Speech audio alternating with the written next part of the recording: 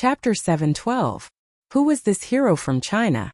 The FAA and the FBA definitely had accurate intelligence, but the US media would not target these two bureaucracies because they were too familiar with their behavior. Asking them would be a waste of time. Therefore, Junmei Airlines was severely harassed, and the crew members of Flight UD-725 were also affected. However, Junmei Airlines also had their own principles. They were determined not to disclose the information of their passengers. As for the flight attendants on this flight, they also had limited information. Junmei Airlines also issued a gag order to the flight attendants. Before the federal agency's investigation was completed, they were not allowed to disclose any information to the public. After all, they did not dare to offend the FAA. Some other media focused their attention on the video itself and invited professionals to analyze it. They really did analyze a lot of things. Combined with the interviews of the passengers on the scene, plus the video that lasted 3 minutes and 7 seconds, CNK first restored the entire incident. First, at 4:15 a.m., a passenger sitting in the middle seat of the 15th row of the economy class, who was the suspect, suddenly attacked the passenger next to him for no reason. The passenger who was attacked instinctively screamed for help, so a plainclothes air police sitting in the second row of the economy class immediately got up and stopped the suspect. However, the plainclothes air police underestimated the strength of the suspect and was knocked out by the latter. Under such circumstances, a second plainclothes air police officer stood up to rescue his companion and pulled out his gun. After many attacks and terrorist accidents, international flights in the United States were now equipped with 2 specially trained plainclothes air police officers, one of whom carried a gun. Although the air police's gun was specially made and bullets could not penetrate the cabin wall, it would still pose a fatal threat to the passengers on the plane at close range. Therefore, even though the plainclothes air police officer pulled out his gun, he did not think of immediately shooting the suspect. As a result, he was tragically killed. The suspect's skills and reflexes were very strong. In an instant, he grabbed the air police's pistol and seriously injured the latter with 1 shot. Then he fired to scare off several passengers who tried to attack. Then he threatened the passenger sitting next to the safety door to open it. It was at this moment that the hero from China appeared and took down the suspect in a matter of seconds, saving everyone on Flight UD-725. In CNK's news program, the expert first explained to everyone that the plane's safety door could not be opened while it was in flight, so the suspect's purpose was obviously not to hijack the plane. It seemed that he had a mental problem. Based on the suspect's strong performance, he suspected that the man was a specially trained police officer or soldier who suffered from some kind of mental illness, and it was because of the illness that he acted out. And it was precisely this kind of person who was very dangerous. Although the safety door could not be opened, and the pistol he snatched could not penetrate the cabin wall, it still posed a great threat to flight safety. Based on the situation at that time, if not for this hero's intervention, the heavily injured air marshal would not have survived, and the passengers who were forced to open the safety door would not have been able to escape. The consequences would have been unimaginable. Even if the plane lands safely, the expert said in an unquestionable tone, it's impossible that only one person was injured. With the video, the truth, the evidence, and the analysis, CNK's report had created a new viewership record. As for Audiobook, there was no need to mention it. Countless people were discussing it in full swing. The modern internet was terrifying, but it was also extremely efficient. Countless secrets were often easily exposed on the internet. With the evidence of the crime scene, the suspect was the first to be identified. The suspect's name was Wolf Cook, 32 years old. He was a former member of the U.S. Marine Corps. He had carried out many missions overseas and retired due to injuries in 2015. People who claimed to be Wolf's friend revealed that he suffered from PTSD, or post-traumatic stress disorder. PTSD was a psychological disease often suffered by U.S. veterans. According to the U.S. Department of Veterans Affairs, 22 veterans died of suicide in the United States every day, which was equivalent to a veteran committing suicide every 65 minutes. The total number of veterans who committed suicide each year was more than 8,000, which was equivalent to almost 20% of all suicides in the United States. PTSD was one of the biggest culprits of these tragedies. Wolf's symptoms were not particularly serious, and he was actively receiving treatment. In order to better ease his mood, He chose to travel, and the nearest stop was to China. His abnormal reaction on flight UD-725 was most likely the result of a sudden outbreak of PTSD. The truth was revealed bit by bit. Lu Chen's true identity was not hidden for too long, but it was not his friend who was exposed. Modern news spread extremely fast. Flight UD-725 was a flight from Beijing to New York. Although most of the passengers on this flight were Americans, there were also Chinese. Therefore, as soon as something happened here, the domestic news media quickly reported on it. The Singapore news agency's New York branch office and the Central Television's New York press station immediately sent reporters to the New York International Airport for on-site interviews. They also contacted the FAA spokesperson for a phone interview and passed the news of the local media back to China in a timely manner. In fact, at this time, except for a few people, no one knew that Lu Chen was on flight UD-725. Lu Chen's trip to the United States was very low-key. He did not mention it on Chunfei Media's official V and his own blog. But when the secretly filmed video appeared on Audiobook, the situation was completely different. Although Lu Chen did not have much influence in the United States, and few Americans knew him, there were always overseas Chinese or students who watched his movies and TV series and listened to the pop songs he created. Therefore, someone recognized Lu Chen at that time, but they were not sure, so they downloaded the video and put it on a domestic website for people to identify and analyze. Many of Lu Chen's fans were dumbfounded after watching the video. Isn't this Lu Chen? Therefore, the domestic media also exploded. The same video spread rapidly on Waves blogs, forums, Tieba, and QQ groups, and then Chunfei Media's phone was blown up. If it weren't for the wrong time, it was estimated that a large number of reporters would have directly blocked the door. Under such circumstances, at 7:30 a.m. Beijing time on the 17th, and 19:30 a.m. New York time on the 16th, Chunfei Media released an official statement on Waves blog. The hero who saved Flight UD-725 was confirmed to be Lu Chen. Chapter 713. As soon as Chunfei Media's official statement came out, it immediately set off a climax of domestic public opinion. Lu Chen's fans were undoubtedly the most excited, because their favorite idol had just done a great thing that caused a sensation in the world, and it was an absolutely positive heroic deed. Damn, this is too awesome, I'm so proud. The video from Audiobook was crazily pushed to more places by Chen's fans, such as blog forums, QQ groups, and WeChat moments. As for the domestic media, it was also boiling. The portal website reacted the fastest. It directly put up the headlines, with all kinds of blood-boiling and thrilling titles, and they were all big and bold. As for the TV stations and other official media outlets, their attitudes were relatively reserved and cautious.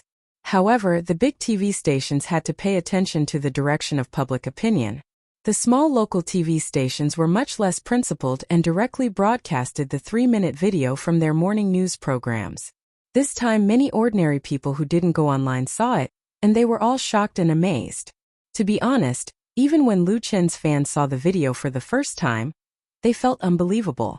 Although everyone knew that Lu Chen had good skills, and he wasn't comparable to those little fresh meat stars who sold their faces. Lu Chen saved Tian Tian at the scene of the party in Hangzhou, and beat up the little Japanese bodyguard while filming in Jeju Island. These are all stories that fans relish.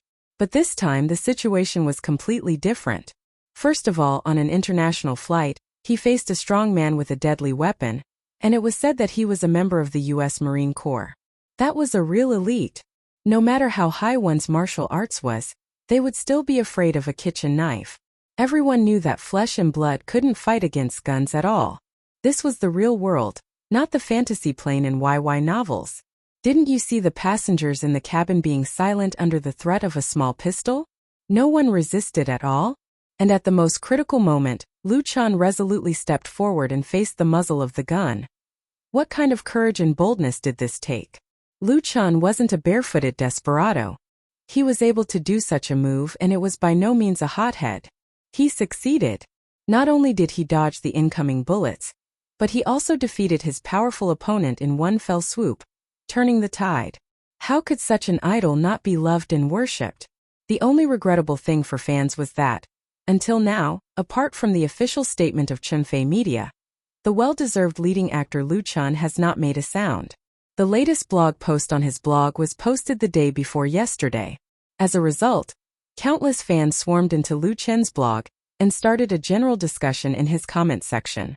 "My Chun is mighty. Summoning Lu Chun big. Please show your face, show your chest, show your thighs. I Chun am going to shock the entire United States. The people of Shanghai have sent a congratulatory message, congratulating me for making a name for myself in the outer realm and saving the people of the United States from disaster. The people of Mountain City send their congratulations. Aya, do you think Big Lu Chun is injured? Tui tui tui, go to hell with your jinx. Pray for peace." In the past, in Lu Chun's blog, there was always a small group of anti-fans jumping up and down, saying sour words, spitting dirty water, and disgusting people even if they can't win. This time, all the anti-fans disappeared, and the wind in the comment area was completely one-sided. Who dared to say bad things about Lu Chun? Being scolded to death was already a light punishment. Did he really think that people wouldn't launch a human flesh attack? It could be said that with this incident, Lu Chen's reputation and popularity in and out of the circle reached a new peak. There were also some fans who did not pay attention to Waves's blog, but to Audiobook instead, because they found that the people of the United States still didn't know the true identity of Lu Chun, and there were even media outlets on Audiobook asking for news at a high price. How could this be? Let's not talk about whether anyone went to get the reward from the American media. There were not a few Chinese people who played Audiobook, including Lu Chen's fans. They immediately posted all kinds of information about Lu Chun on their respective Audiobook's, including Lu Chen's personal photos, songs, film and television works, etc. All of them were posted. These pictures and facts information made the American media feel like they had found a treasure. Then they found out that this hero was not only a real Chinese, but also a big star in China's entertainment industry. This was really amazing. Countless American netizens who found out the truth ran across the Pacific to China, according to the information provided by the Chinese people on Audiobook, and left a lot of comments on Lu Chen's Waves blog. The words used by these foreigners were much more exaggerated, all kinds of shocking, all kinds of worship and respect. Then their messages were translated by netizens who understood English, and it gave a big wave of popularity. The social networks in China and the United States were boiling because of Lu Chun alone. At this time, Lu Chun was still sleeping soundly in the Hilton Hotel in Manhattan. His personal phone was on the bedside table charging. The only person who could directly contact Lu Chun was probably Li Mushi, but there were only a few relatives and friends who could find Li Mushi, and Li Mushi didn't want to disturb his rest. Therefore, for the outside world, Lu Chun was temporarily in a state of uncontactable, until he was awakened by the sound of the bedside phone. "What time is it?" Lu Chun tried to open his sleepy eyes and found that the sky was completely dark. He reached out and grabbed the phone in a daze and put it to his ear. "Hello." A somewhat familiar voice came from the phone. "Mr. Lu Chun, I'm sorry to disturb you." The other party spoke English. Lu Chun suddenly woke up. "Mr. Morpheus from the FBI?" The other party was surprised. "Mr. Lu's memory is really good. I'm Morpheus." This Mr. Morpheus was the FBI official who talked to Lu Chun at the Air Force Base. Because his accent was a little special, Lu Chun remembered it very clearly and recognized him immediately. As for how the other party called his room, Lu Chun didn't even bother to ask. Was it difficult for the FBI to track his whereabouts?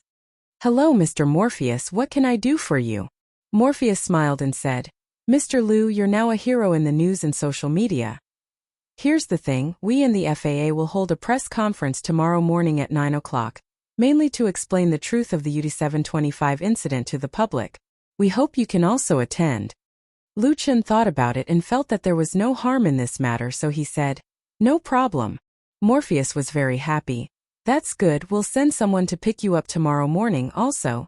Our president already knows about your heroic deeds." Chapter 714. The President of the United States? Morpheus' last sentence made Lu Chun feel a little overwhelmed by the unexpected favor. The current President of the United States, Roxanne Lester, was the first female president in the history of the United States. Her grandfather, McAdam Lester, was also the 40th President of the United States. This female president, who came from a political family, was smart and powerful. She enjoyed a high reputation in the United States and internationally. She also won the Nobel Peace Prize. This year was already her second term in office. Lu Chun had seen Roxanne in the domestic news many times. He did not expect to have an encounter with the female president of the United States. It could only be said that fate was a wonderful thing. After ending the call with the FBI, Lu Chun was completely awake. He picked up the phone that was already fully charged. He turned it on and saw that it was 8:40 p.m. In the United States. He had slept long enough, but unfortunately he still had to deal with jet lag. Beep, beep, beep. As Lu Chun was thinking, the mobile phone in his hand suddenly made a vibrating sound, and it was a continuous vibration. The phone had received a large number of messages. Lu Chun's mobile phone was equipped with a private number card.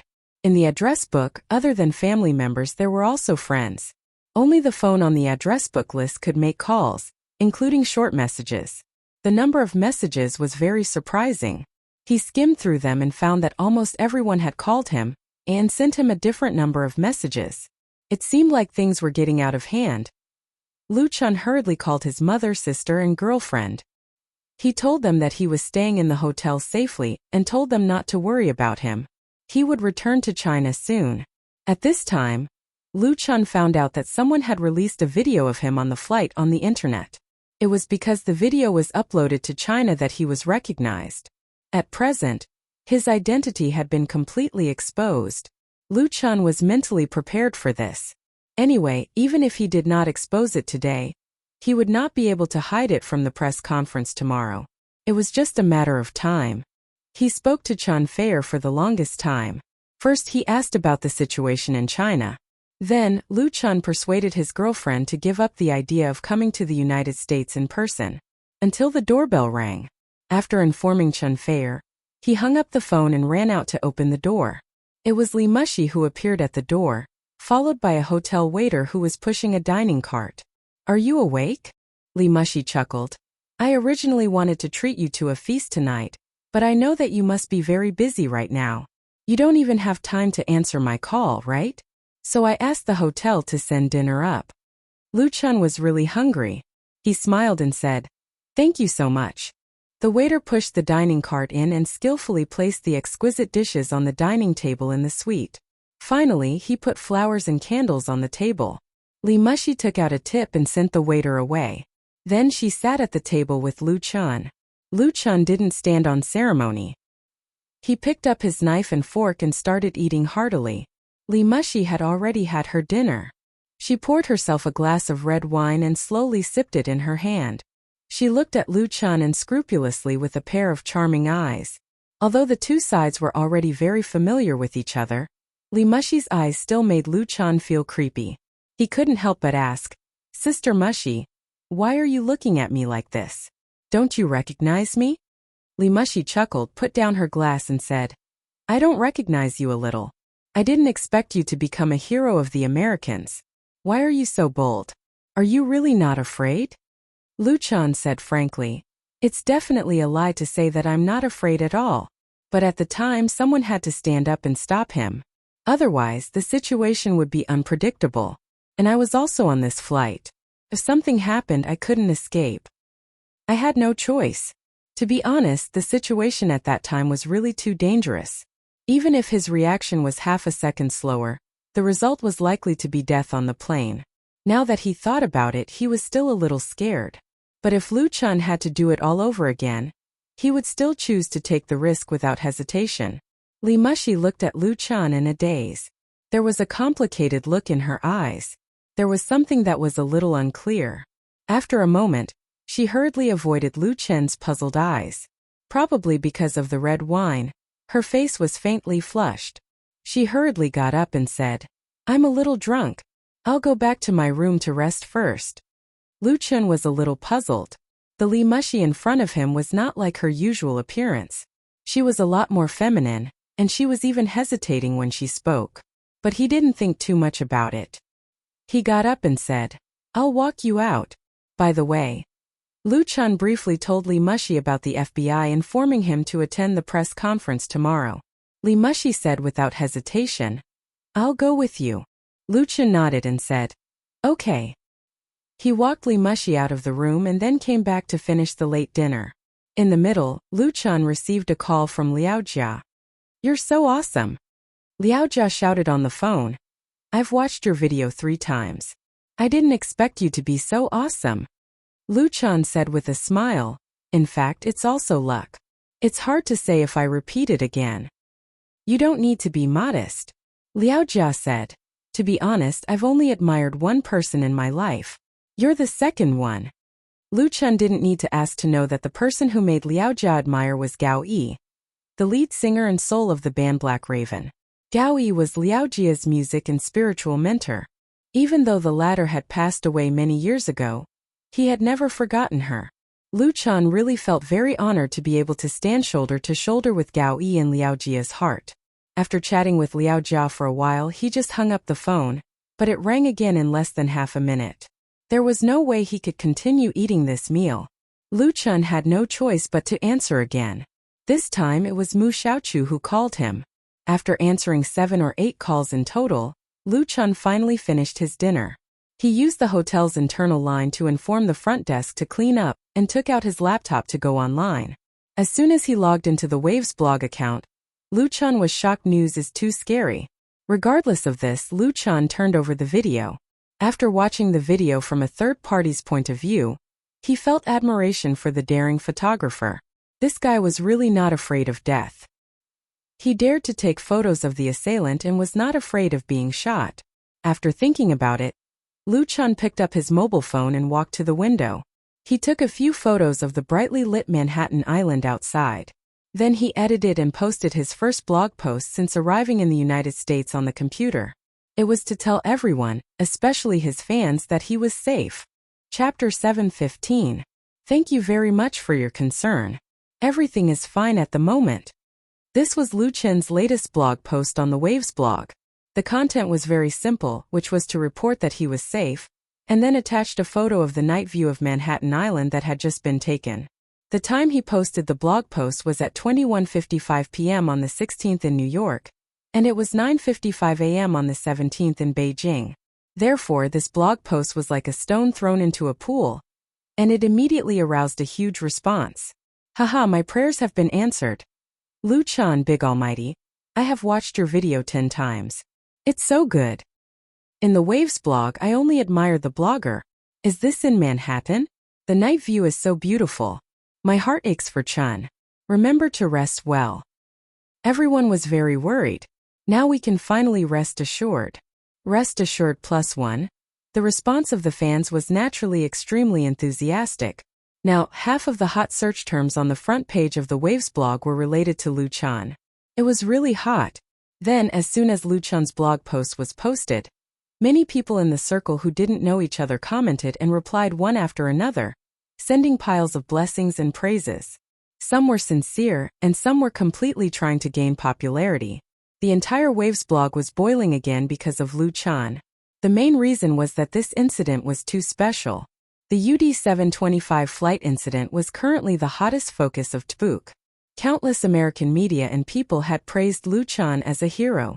Very few Chinese people had received such high praise. And his performance at the critical moment could be called a miracle. All kinds of news from the other side of the ocean spread back to China, and everyone was proud. Especially Lu Chun's fans, they were absolutely proud. The next day, Lu Chun got up early. Due to the need to get over the jet lag, he forced himself to sleep again in the middle of the night last night. He didn't sleep for long. After waking up, Lu Chun first went to the bathroom to wash up. Then, he practiced boxing in the living room for an hour. Finally, he took a comfortable hot bath. When Lu Chun refreshed himself and changed into a new set of clothes, Li Mushi came to his room with breakfast. But before they could finish their breakfast, the people sent by the FBI arrived. The press conference that morning was held in New York City Hall at 9:30. Although there were still 2 hours before the official start, the FBI brought him a draft. The other party was probably worried that Lu Chun would spout nonsense or make a fool of himself at the press conference, so he listed a series of questions that might be asked by the reporters. He then attached the answers as references as well as notes for attention and so on. He printed a total of 5 standard A4 papers. Lu Chun didn't reject the FBI's good intentions. He took the document and got into the FBI's car. Li Muxi accompanied him as his assistant. "Mr. Liu, we meet again." The car sent by the FBI was a long black Cadillac. When Liu Chan and Li Muxi sat in the back seat, a middle-aged man sitting in the front passenger seat turned around and greeted him with a smile. "Hello, Mr. Morpheus from the FBI." Liu Chan smiled and said, "Nice to see you again." Mr. Morpheus shrugged and said, "You'll see me often in the next few days." "There's no need." Liu Chan asked in confusion, "Is the FBI that free?" Being watched by the FBI wasn't a pleasant thing. To be honest, Liu Chan didn't want to see this Mr. Morpheus again.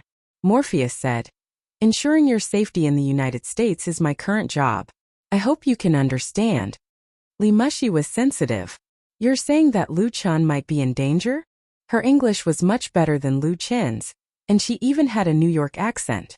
Morpheus obviously knew Li Muxi's identity. He smiled and said, "Miss Li, we're just taking precautions against accidents. After all, there are always people who think differently from normal people." Li Muxi didn't say anything else. The FBI officer had a point. Liu Chan was in the limelight now and he was a Chinese. There was no guarantee that some extremists wouldn't cause trouble for him. Similar situations had happened in the past. In comparison, Liu Chan was much calmer.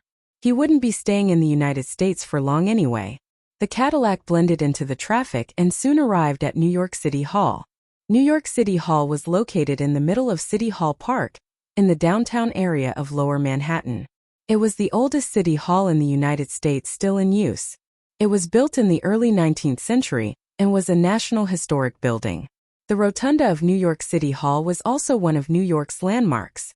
It was still the office of the New York City government, as well as the meeting place for the mayor and the New York City Council. The press conference held in New York City Hall was undoubtedly of high standard. After getting out of the car, accompanied by several government officials, Liu Chan and Li Muxi went to the lounge of the City Hall. In the lounge, Liu Chan met a deputy consul from the China Consulate General in New York. Currently, China was also paying close attention to the UD 725 incident, especially since it involved an influential celebrity like Liu Chan. Therefore, they specially arranged for a deputy consul to help Liu Chan deal with matters from the United States government. Liu Chan naturally expressed his deep gratitude for this. At 9:30, the press conference on the UD 725 incident officially started in the conference room of the City Hall. When Liu Chan, accompanied by Morpheus and two other City Hall officials, appeared in the conference room, the room was already filled with reporters from various media outlets. There were at least 20 to 30 cameras on the scene. As for the long and short SLR cameras, there were countless of them. As soon as Liu Chan appeared, all the cameras and SLR cameras immediately pointed at him. The shutters and the flashes of the lights were endless, and the atmosphere of the scene instantly became lively. This press conference was jointly held by the FBA, FAA, and the New York City government. The main purpose was to clarify the truth of the UD 725 incident and give the public an official explanation. As a bureaucratic organization, whether it was the FBA or the FAA, there was no such high efficiency. They would at least need to investigate for a period of time before they would hold a press conference like this. Then the 3-minute high-definition video secretly shot put the FBA and the FAA in a rather awkward position. The truth was basically analyzed and inferred by the media. If the same result was announced in a few days or a week or two, it would undoubtedly make the taxpayers laugh at the efficiency of the two government agencies. Bureaucratic organizations were also afraid of being called bureaucratic, which was why they held this rather hasty press conference. As for Liu Chan, he was undoubtedly the best choice for the FBA and the FAA to divert the media's attention.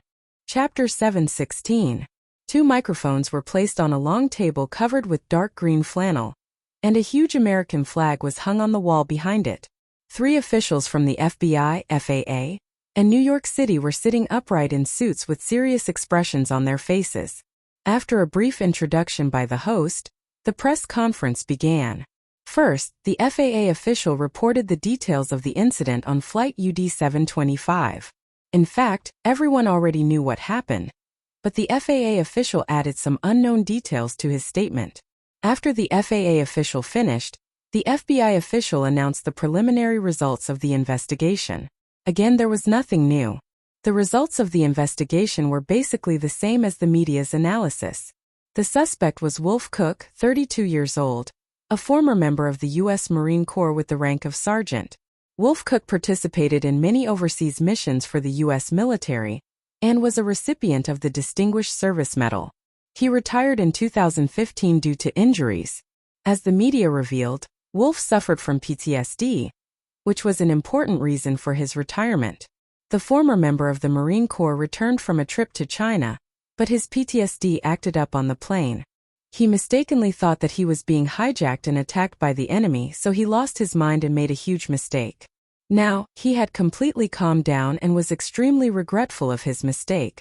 The FBI would allow a few reporters to interview Wolf at the appropriate time. At this point, the truth of the incident on Flight UD-725 was revealed. The FBI had ruled out the possibility of a terrorist attack. It was an accident. Finally, Mr. Morpheus from the FBI expressed his gratitude to Mr. Lu Chan from China.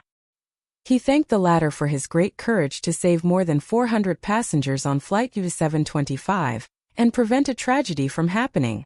After he finished speaking, the conference room was filled with thunderous applause. The applause was all for Lu Chan, who was sitting in the middle. Lu Chan was undoubtedly the highlight of this press conference. He firmly attracted everyone's attention.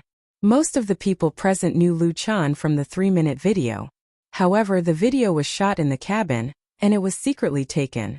Coupled with the violent movements, it was impossible to give Lu Chan a super clear close-up.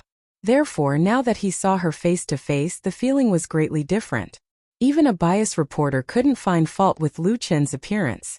Lu Chan was tall and straight, and his facial features were chiseled and handsome. Even by Westerner standards of beauty, he was definitely one of the best. Moreover, Lu Chan was very young, and his smile gave people a warm and gentle feeling. It was hard to imagine that this seemingly easygoing big boy actually had such a powerful fighting strength. The Americans' understanding of individual combat power was usually attributed to the image of a burly man with a rough appearance and a mouthful of profanity.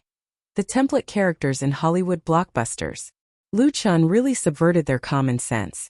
In fact, some Americans have a very complicated mentality about Lu Chan's heroic deeds on Flight UD-725. They admire Lu Chan's bravery and fearlessness, but they are also a little upset. Because the culprit of the incident was an American, and he was also a member of the Marine Corps who had served his country. He should have been the prototype of an American hero. However, in a head-on confrontation, he was defeated by a young man from China. They felt a little embarrassed. Among this group of people, there were also several reporters present. So while they applauded, they couldn't wait to ask Lu Chan their own questions. The official host of the press conference was considerate and immediately announced a free Q&A session. As soon as he finished speaking, a reporter immediately stood up and said, "Mr. Lu Chan, I'm James from the New York Times. I admire your heroic actions on Flight UD-725, but I want to know, what's your evaluation of Sergeant Wolf Cook?" According to the rules of the official press conference, during the free Q&A session, the reporters should raise their hands first, and then the host would choose one of them to ask a question. It was impossible for the New York Times reporter not to know the rules, so he was very anxious. Of course, he was also very confident because the New York Times was one of the top 3 newspapers in the United States. It was distributed all over the world and had great influence. The host didn't stop James from breaking the rules. His question was quite tricky, and it could be said that he didn't have good intentions. Lu Chan thought for a moment and replied calmly, "I personally think that the accident that happened on Flight UD-725 can't be used as a standard to evaluate Sergeant Wolf Cook. Also, personally, I would prefer to be a friend of Mr. Wolf Cook, not an opponent." "Thank you." James was stunned. Lu Chan's watertight answer made the New York Times reporter unable to find any flaws to continue his attack. It was too accurate. Also, Lu Chan said Sergeant Wolf Cook in the beginning, and Mr. Wolf Cook in the end, which was very meaningful. After a moment of silence, there was another round of applause. The host took the opportunity to say, "Thank you, Mr. James, but please pay attention to the rules, this." He pointed to another female reporter who raised her left hand. James returned to his seat in embarrassment. He felt his face was a little hot. The blonde reporter who was pointed out stood up and asked Lu Chan again, "Mr. Lu Chan, I'm a reporter from the Daily News. Can you comment on your brave behavior at that time? The Daily News was also a major newspaper in the United States. Unlike the New York Times, which was politically serious, the style of this newspaper was more social. For example, its reporter was a beautiful blonde with blue eyes. And the major newspaper reporters in the United States had one thing in common, which was that their interview questions were very bold and direct, which was quite difficult to deal with. If ordinary people were faced with their continuous questions, it would be very easy to deal with them. So before coming, the FBA provided Lu Chun with an interview draft so that he would be mentally prepared. But neither James from the New York Times nor the blonde from the Daily News were included in the draft. Lu Chun smiled calmly and said, "The greater the ability, the greater the responsibility." Lu Chun's answer made everyone's eyes light up. Chapter 7:17. The greater the ability, the greater the responsibility. Lu Chun's words were not only in line with his own deeds, but also contained a deep meaning and a considerable social philosophy. It was also easy to understand and had the charm of a maxim. The greater one's ability was, the greater the responsibility one should bear. However, in this world, there were many people who had great ability or strength but chose to be selfish and only care about their own interests. In contrast, the courage and responsibility that Lu Chun showed were truly admirable. He knew the danger at the time, and it was impossible for him to ignore the power of the bullets. However, in such a dangerous situation, he resolutely rushed to Wolf Cook, who was out of control. In addition to his ability, the most important thing was that Lu Chun had the will to bear the responsibility that matched his ability. Now that I think about the situation at the time, I'm also afraid. But if I were to turn back time, I don't think my choice would change. Stopping Mr. Wolf Cook's irrational behavior was not only to save everyone on the UD 725 flight, but also to save myself. If I were to evaluate my own behavior, I think I did it with a clear conscience. Thank you. When Lu Chun's voice fell, there was a thunderous applause in the conference room of the New York City Hall. Many reporters stood up and applauded for his wonderful answer, and even gave him a thumbs up. The reporters who were qualified to sit here were all from well-known local media in the United States. They were by no means easily convinced, but their admiration for Lu Chun made them abandon all prejudices and send the warmest and most sincere applause. This scene was faithfully recorded by the cameras on the scene and transmitted back to the TV station in real time. Then, it was transmitted to the televisions of thousands of households through cable and wireless networks. In fact, it was not the first time that Lu Chun had said the phrase, "The greater the ability, the greater the responsibility." The last time he said the same thing was in Hangzhou when he was also asked by reporters, and it was also because of his heroic behavior. Lu Chun's veteran fans were certainly familiar with this phrase, but the Americans had never heard it before. Therefore, through the dissemination of media reporters, it was quickly known and regarded as a real maxim. Later, when Hollywood's Lions Pictures filmed the movie One Flew Across the Pacific, based on the UD 725 incident, they used this sentence as the theme of the movie. Of course, this was all later. The press conference continued, and the reporters were even more enthusiastic in their interviews. Of course, they basically used the precious opportunity to ask questions on Lu Chun, leaving the officials of the FBI, FAA, and New York City government to the side. However, these officials did not care. Instead, they were happy to do so.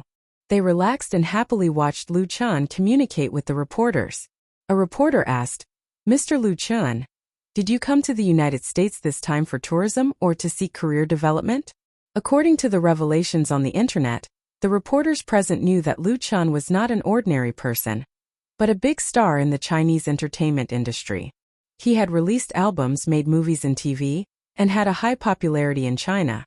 They were naturally very interested in this and guessed whether Lu Chun came to the United States with the intention of developing in Hollywood. This speculation was not the imagination of the reporters, because Hollywood was the dream factory of the world's movies. It was the dream place of actors from all over the world. In the past, there were many stars from China who came to Hollywood to make a living. However, there were very few who succeeded. But Lu Chun was different. After experiencing the UD 725 incident, he had become familiar with the majority of the American people.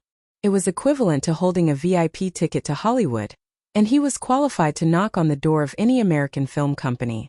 Not to mention anything else, the UD725 incident itself was enough to make a blockbuster. Liu Chun himself was the best choice for the protagonist. In the eyes of the reporters, as long as Liu Chun had a little bit of brains, even if he came to the United States for tourism, he could say that he was looking for opportunities to cooperate with Hollywood.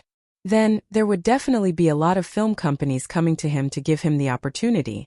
Lucky China kid. Many reporters labeled Liu Chun in their hearts. However, Liu Chun's answer was beyond everyone's expectations. This is my first time in the United States. The purpose of this visit is mainly to participate in business negotiations, because the online crowdfunding in which I hold shares is preparing to go public on NASDAQ. Liu Chun was not a fool. How could he not know what the reporters were thinking? But now he really didn't pay much attention to Hollywood, which everyone was flocking to, so he took the opportunity to advertise on the online crowdfunding website. This advertisement is worth at least millions of dollars, right?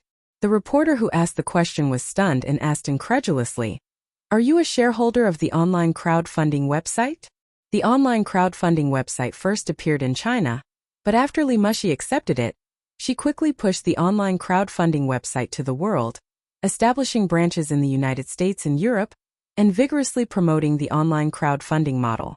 This new online fundraising model, with its uniqueness and convenience, was quickly pursued by netizens and small entrepreneurs, and its market potential was favored by investors, so it was able to prepare for listing on NASDAQ so quickly. This reporter happened to have been in contact with and participated in online crowdfunding, and had a certain understanding of the US online crowdfunding website, so he was very surprised. He didn't expect that Liu Chun was actually a shareholder of the online crowdfunding website. In addition to him, there were many reporters present who knew about the online crowdfunding website. Everyone was equally surprised and couldn't help but pricking up their ears to listen to Liu Chun's answer. Liu Chun replied, "Yes, I personally hold 10% of the founder's shares of the online crowdfunding website."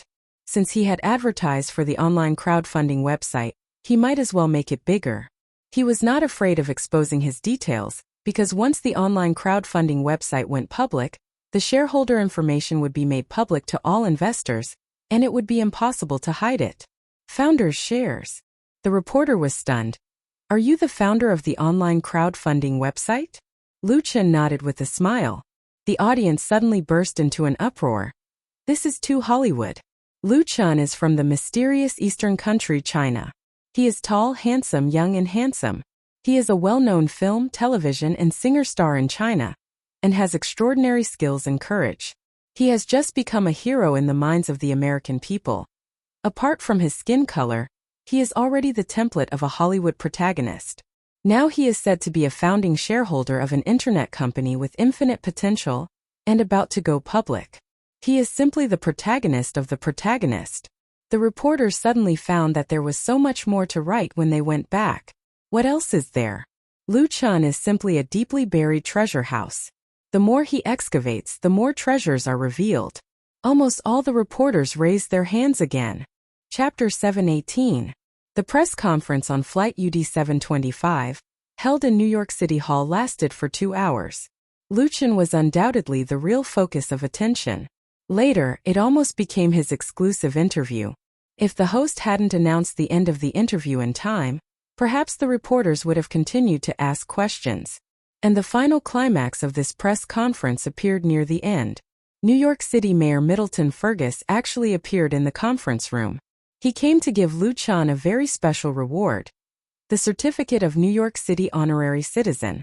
Middleton Fergus was one of the core figures of the Democratic Party.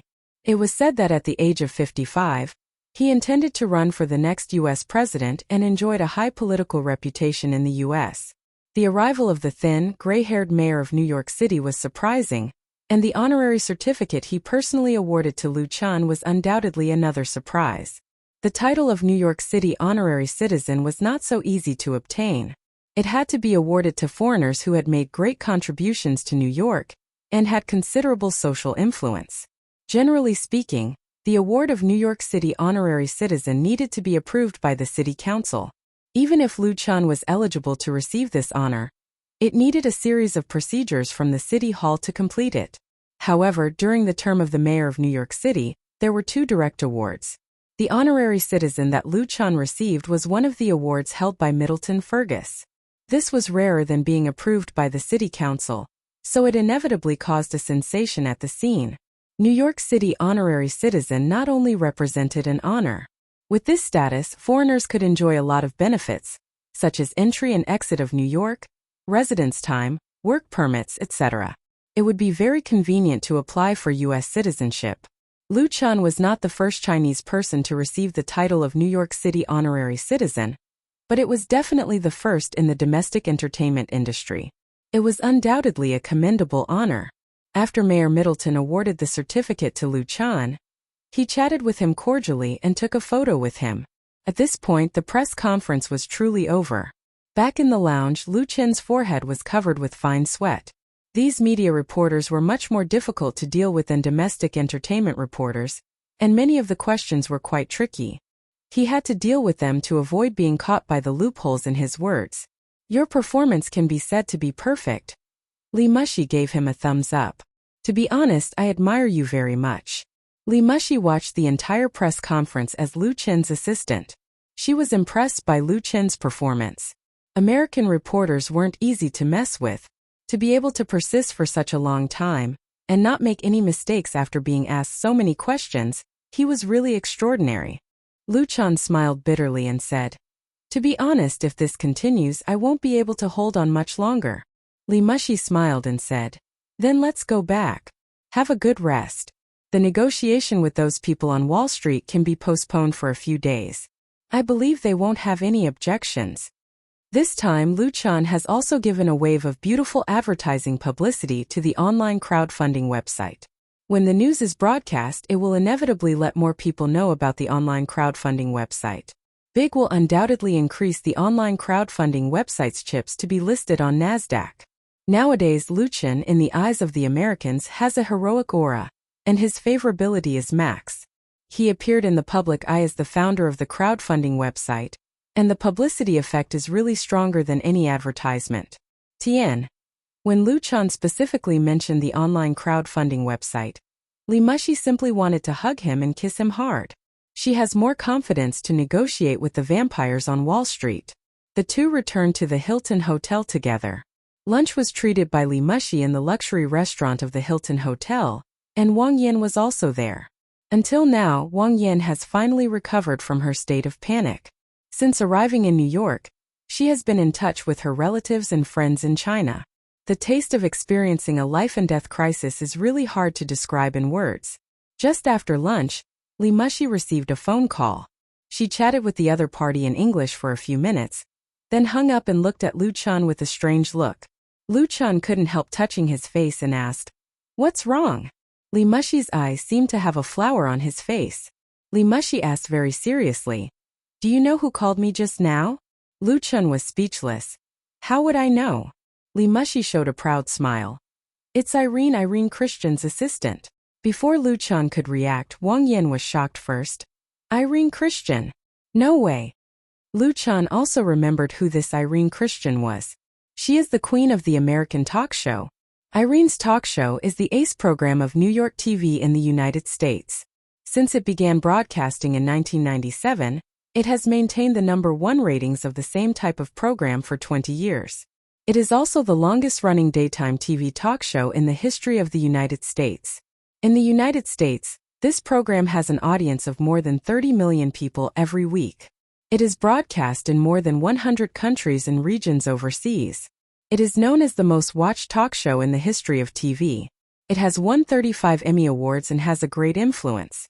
Irene Christian is the well-deserved queen of talk shows. She was born in Queens, New York. Her family was poor since she was a child. Her father died early and her mother was a drug addict. She completely relied on her own hard work to finish college. Later, she entered New York TV as a program assistant. Also relying on her own hard work and talent, she completed the gorgeous transformation from assistant to program editor, and then to program host, becoming an inspirational idol in the hearts of countless Americans. Li Mushi and Wang Yan both studied and worked in the United States, so they are very clear about what Irene Christian's name means. Li Mushi said with a smile, "Irene Christian invited Lu Chan on her program. Those who are qualified to be invited on the program by the Queen of Talk Shows are all current hot people. They must have a great influence, and it is also an honor for the invitees. However, even though Lu Chan knew the name of the Queen of Talk Shows, he did not have much of an impression, let alone feel flattered. Instead, he was more curious about how the other party's assistant called Li Mushi's cell phone. New York TV contacted China first. Lu Shi told them your contact information and mine. Li Mushi waved the cell phone and said, Irene's assistant contacted me first. Chapter 719. After the press conference held by the FBI and the FAA on the UD-725 flight incident, in addition to the live broadcast of the relevant news videos and interviews, the follow-up content was quickly broadcast on major TV stations and quickly appeared on the homepage of newspapers in the United States. At the same time, these news videos were also transmitted to all parts of the world, of course, including China. The domestic public opinion was already in a state of boiling, and this time it was like adding fuel to the fire. For a time, Lu Chen's photos could be seen everywhere on domestic TV stations, newspapers, magazines, and online media. On Wave's blog, the number of Lu Chen's fans exceeded the 70 million mark, surpassing Chen Feier's 10 million, becoming the star with the most fans in the entertainment industry. Countless fans poured into his blog to leave praises. But there are also fans who are worried. They are worried about whether Lu Chan, who has just been awarded the title of Honorary Citizen of New York City, will choose to emigrate. With this title, if Lu Chan wants to emigrate to the United States, there will be no difficulty at all. The Immigration Service of the United States guarantees that they will welcome him with open hands. With Lu Chen's current exposure and popularity in the United States, once he emigrates to the United States, and then enters Hollywood to develop, none of the 7 major film companies in the United States will not open their doors to him. Such a temptation, I am afraid, is hard to refuse. In the past, there were many popular domestic stars who sharpened their heads to Hollywood. Many of them have emigrated to the United States, but few have been successful. Lu Chen's conditions are much better than theirs. The worries of these fans are not unreasonable, and even caused a lot of reaction and debate in Lu Chen's fan group. However, that night, Lu Chen said on his blog that if there is a chance, he is willing to cooperate with Hollywood film companies, but he has no idea of emigrating to the United States. He said on his blog, I was born here, grew up here, sang and cried here, and would like to sleep here forever. Lu Chen's statement immediately calmed all the debates on whether he should emigrate to the United States on the domestic internet, and made him more popular. The day after the press conference, Lu Chen followed Li Mushi to participate in negotiations with Wall Street investors. This was a business negotiation that had originally been scheduled, involving the key to the listing of online crowdfunding on NASDAQ. At present, whether in terms of market scale, response, and profit prospects, online crowdfunding has met the requirements for listing on NASDAQ, but meeting the requirements and going public are not the same thing. To put it simply, if you wanted to make money in someone else's territory, you had to abide by the rules of the game set by them. Otherwise, they wouldn't even let you play no matter how mature you were. Crowdfunding is listed on NASDAQ, and shares and share value are very important. First of all, Li Mushi's shares are too high, and must be diluted to introduce more investors to form the so-called healthy listing ratio. In addition, U.S. underwriters and brokers were required to underwrite the shares, and a portion of the profits had to be split. Therefore, any foreign company that wanted to be listed on NASDAQ had to go through a fierce process. Li Mushi had been in the United States for several months, and had conducted countless negotiations with Wall Street investors. Lu Chan didn't really understand much about these business matters, but as the founder of online crowdfunding, and with 10% of the founder's shares, he couldn't stay out of it. In order to ensure that the online crowdfunding could finally be successfully listed on NASDAQ, and not let Li Mushi's hard work go to waste, he was duty-bound. The location of the negotiation was in the conference room at the headquarters of Dawson Investment Bank on Wall Street. When Lu Chan and Li Mushi stepped into the Dawson Bank conference room with their assistants and lawyers, many Wall Street elites who had been waiting inside stood up and welcomed them with warm applause. Li Mushi had never enjoyed such treatment before. Their applause was for Lu Chan, because now Lu Chan was a hero in the eyes of the American people. These elites came up to shake hands with Lu Chan, appearing very enthusiastic and not stingy with their praise. But when they sat down again to start negotiations, They refused to budge on the issue of interests. The whole morning passed in a battle of words. On the way back, Lu Chan sighed and said, "Fortunately, I chose to sing instead of doing business.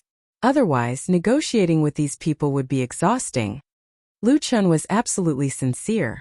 He didn't lack business ideas, but he didn't have a shrewd mind that was good at scheming. No matter how many good ideas he had, they would only be a wedding dress for others.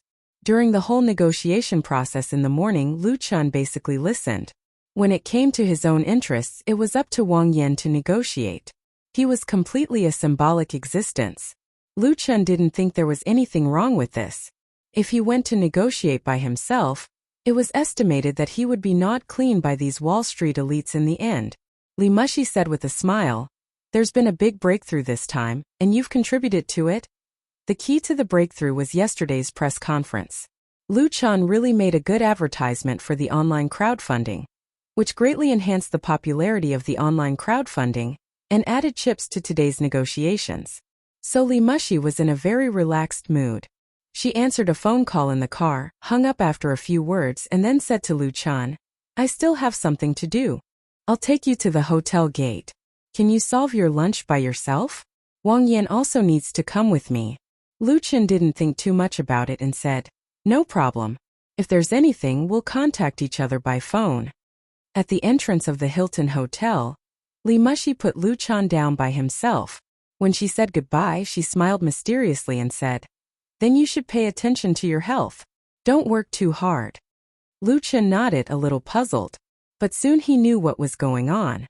Back in his room, Lu Chan had just opened the door with his room card when a beautiful figure with a fragrant wind rushed into his arms, giving him a warm and fragrant embrace. Why are you here?" Lu Chan couldn't believe his eyes, because the person he was holding in his arms was Chan Fei. Chan Fei smiled and said, "Why can't I come? I missed you, so I came." At this moment, Lu Chan's mood really couldn't be described in words. He closed the door with his foot, picked up Chan Fei, and strode towards the bedroom with her in his arms. At this time there was no need to say anything, just show it with action. Chapter 720. In the luxurious bedroom of the Hilton Hotel, the sound that made people's blood boil lasted for a long time and finally subsided. Chan Fei's crystal-like forehead was covered with fine sweat, and a few strands of beautiful black hair stuck to it, which had a different kind of charm. Her pretty face was flushed and her eyes were closed, like a cat that had just been fed, enjoying the aftertaste of satisfaction. Lu Chan held her with his left hand, and his right hand wandered around the thin silk quilt, which made his girlfriend moan. "Stop it, it's itchy."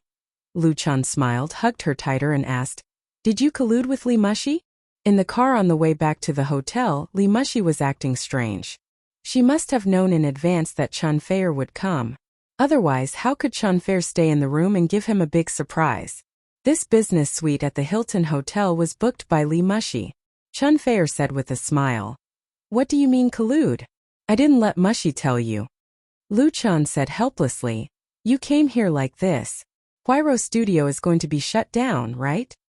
You from the Star was in full swing in China and South Korea, and the shooting work of the crew was undoubtedly very tight.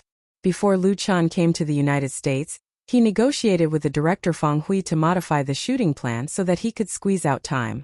Now that Chan Fei also flew to the United States, the crew was bound to be greatly affected. Chan Fei moved her body to make herself more comfortable in Lu Chen's arms, and said irresponsibly, "Then I don't care. I just want to accompany you."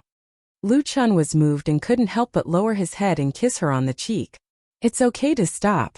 At most we'll broadcast one episode a week for a few weeks. It's nothing more than an apology to the audience and fans. In fact, it's not a big deal. It's so good to have you," he said silently in his heart. A strange sound came from under the quilt, breaking the warm and sweet atmosphere between the two sides. "Ah!" Chan Fei suddenly blushed. Lu Chan said with a smile, "Are you very hungry? I'll ask the hotel to send the food up." The service in the Hilton Hotel was very good. Whenever guests wanted to eat, they could lie in bed and open their exclusive app on their mobile phone to order food. It was very convenient and there was no time limit. Chan Fei covered her face with the quilt and said in a low voice, "I didn't eat anything on the plane." Lu Chan laughed, picked up the phone on the bedside table, and ordered a romantic meal for them. When the two of them got up and put on their clothes, an exquisite and delicious meal was sent to their room by the hotel waiter. When they got up and put on their clothes, the room they were in, the room and the hotel, the Lu Star. Chun Fei was, of course, asking about Lu Chen's experience on flight UD-725. Although she had learned about the whole process of the incident from the media and watched the 3-minute video, it was another thing to hear Lu Chen say it himself. When Lu Chen finished, she couldn't help but hold Lu Chen's hand and said, "Next time don't be so impulsive." Although Lu Chen said it very easily, how could she not know the danger at that time? Wolf Cook shot at Lu Chen, and he was a member of the U.S. Marine Corps. Chun Fei's palm was cold. Lu Chen nodded and said, "I know, I'll be careful next time." Chun Fei shook her head and said, "I was wrong. There won't be a next time." Her expression was very serious. Lu Chen was speechless and could only change the topic. "By the way, did you get the visa so quickly? It took 10 hours to fly from Beijing to New York." It was Chun Fei's first time in the United States. Usually it would take 3 days to get an express tourist visa. Of course, this time she got the visa and passport, so it would be much easier next time. The tourist passport was valid for 10 years. So Lu Chen was very puzzled. Wasn't it too fast? Speaking of this, Chun Fei was very proud. "I used my connections, and then the U.S. Embassy gave me special treatment. The main reason was because of you. They were very easy to talk to." So that was the case. Lu Chen suddenly understood. "Since we're here, let's play in the United States for a few more days." Okay. Chun Fei was very happy, but she thought of a very important problem. How do we explain it to the fans? It didn't matter if the two of them played in the United States for a few more days, but the filming and broadcast of You from the Star would definitely be delayed. At that time, the fans and audience would probably be angry. Simple. Lu Chen immediately took the phone and said, "Let's take a photo, explain the situation and apologize. They will understand." Fans were a very cute group. As long as they treated each other sincerely, they were very tolerant of their favorite stars. "Let me." Chun Fei grabbed the phone and instructed Lu Chen to pose with her. They took more than a dozen photos in one breath. Then she picked out the most satisfactory one and posted it on her account on Wave's blog. The title was, "I just flew to New York to accompany someone, asking for blessings."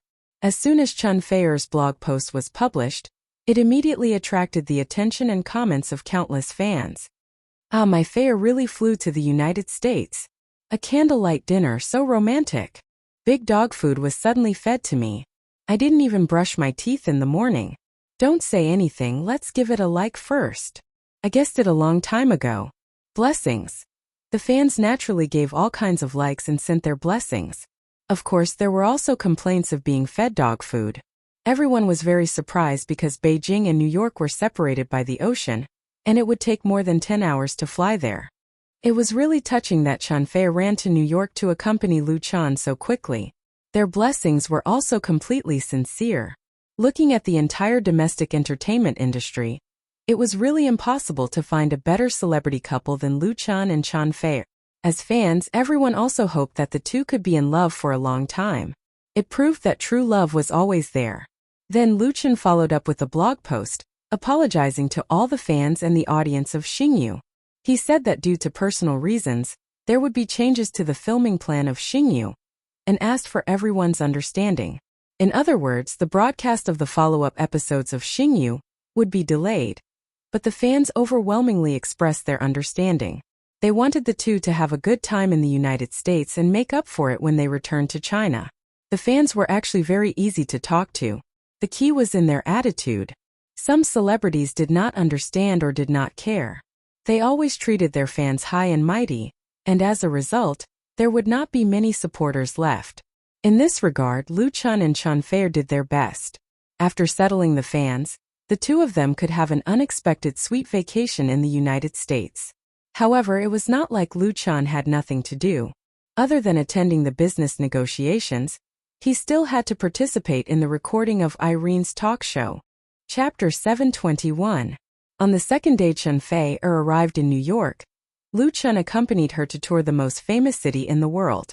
The two of them took photos in front of the Statue of Liberty, fed pigeons in Central Park, visited the Metropolitan Museum of Art, and went shopping in Times Square at night, enjoying the prosperity and scenery of the city without restraint. On the third day, Lu Chan was invited to participate in the recording of the new episode of Aaron's talk show. According to the New York TV station, this episode of Aaron's talk show already had invited guests, but it was this celebrity who suggested to Aaron to let Lu Chan participate in the show first. This was because she admired Lu Chan's bravery and fearlessness. Therefore, Aaron's talk show had a rare last-minute change of guests. The recording was in the afternoon. The New York TV station sent a special car to bring Lu Chan and Chan Fei-er to the TV station headquarters. Although the latter was not a guest, he could get a seat in the audience. In the backstage of the studio, Lu Chan met the talk show host who was named the most powerful woman in the entertainment industry by Forbes magazine, Irene Christian. Irene Christian was 47 years old this year. She was slender and slightly thin. She had short blonde hair and a pair of blue eyes. Her smile made people unconsciously like her, and she had a unique temperament and charm. Lu Chan had heard of this famous host for a long time. He had watched several episodes of her talk show online and had left a deep impression. Irene Christian's show used social hotspots and controversial topics that people cared about as its theme. It never followed the popular shows of others, and thus established a unique and distinct style. In similar shows, her competitors often made the guests confess their personal secrets, or showed the dysfunctional individuals and families of the guests, or even took pleasure in exposing and humiliating the guests in trouble. However, Aaron found ways to comfort and help the guests who encountered life or emotional setbacks and hardships, so that they could improve themselves from the bottom of their hearts.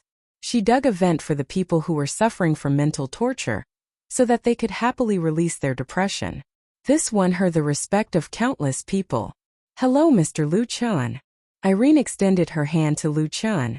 "Welcome to my show, our hero." Lu Chan smiled and said, "It's my honor.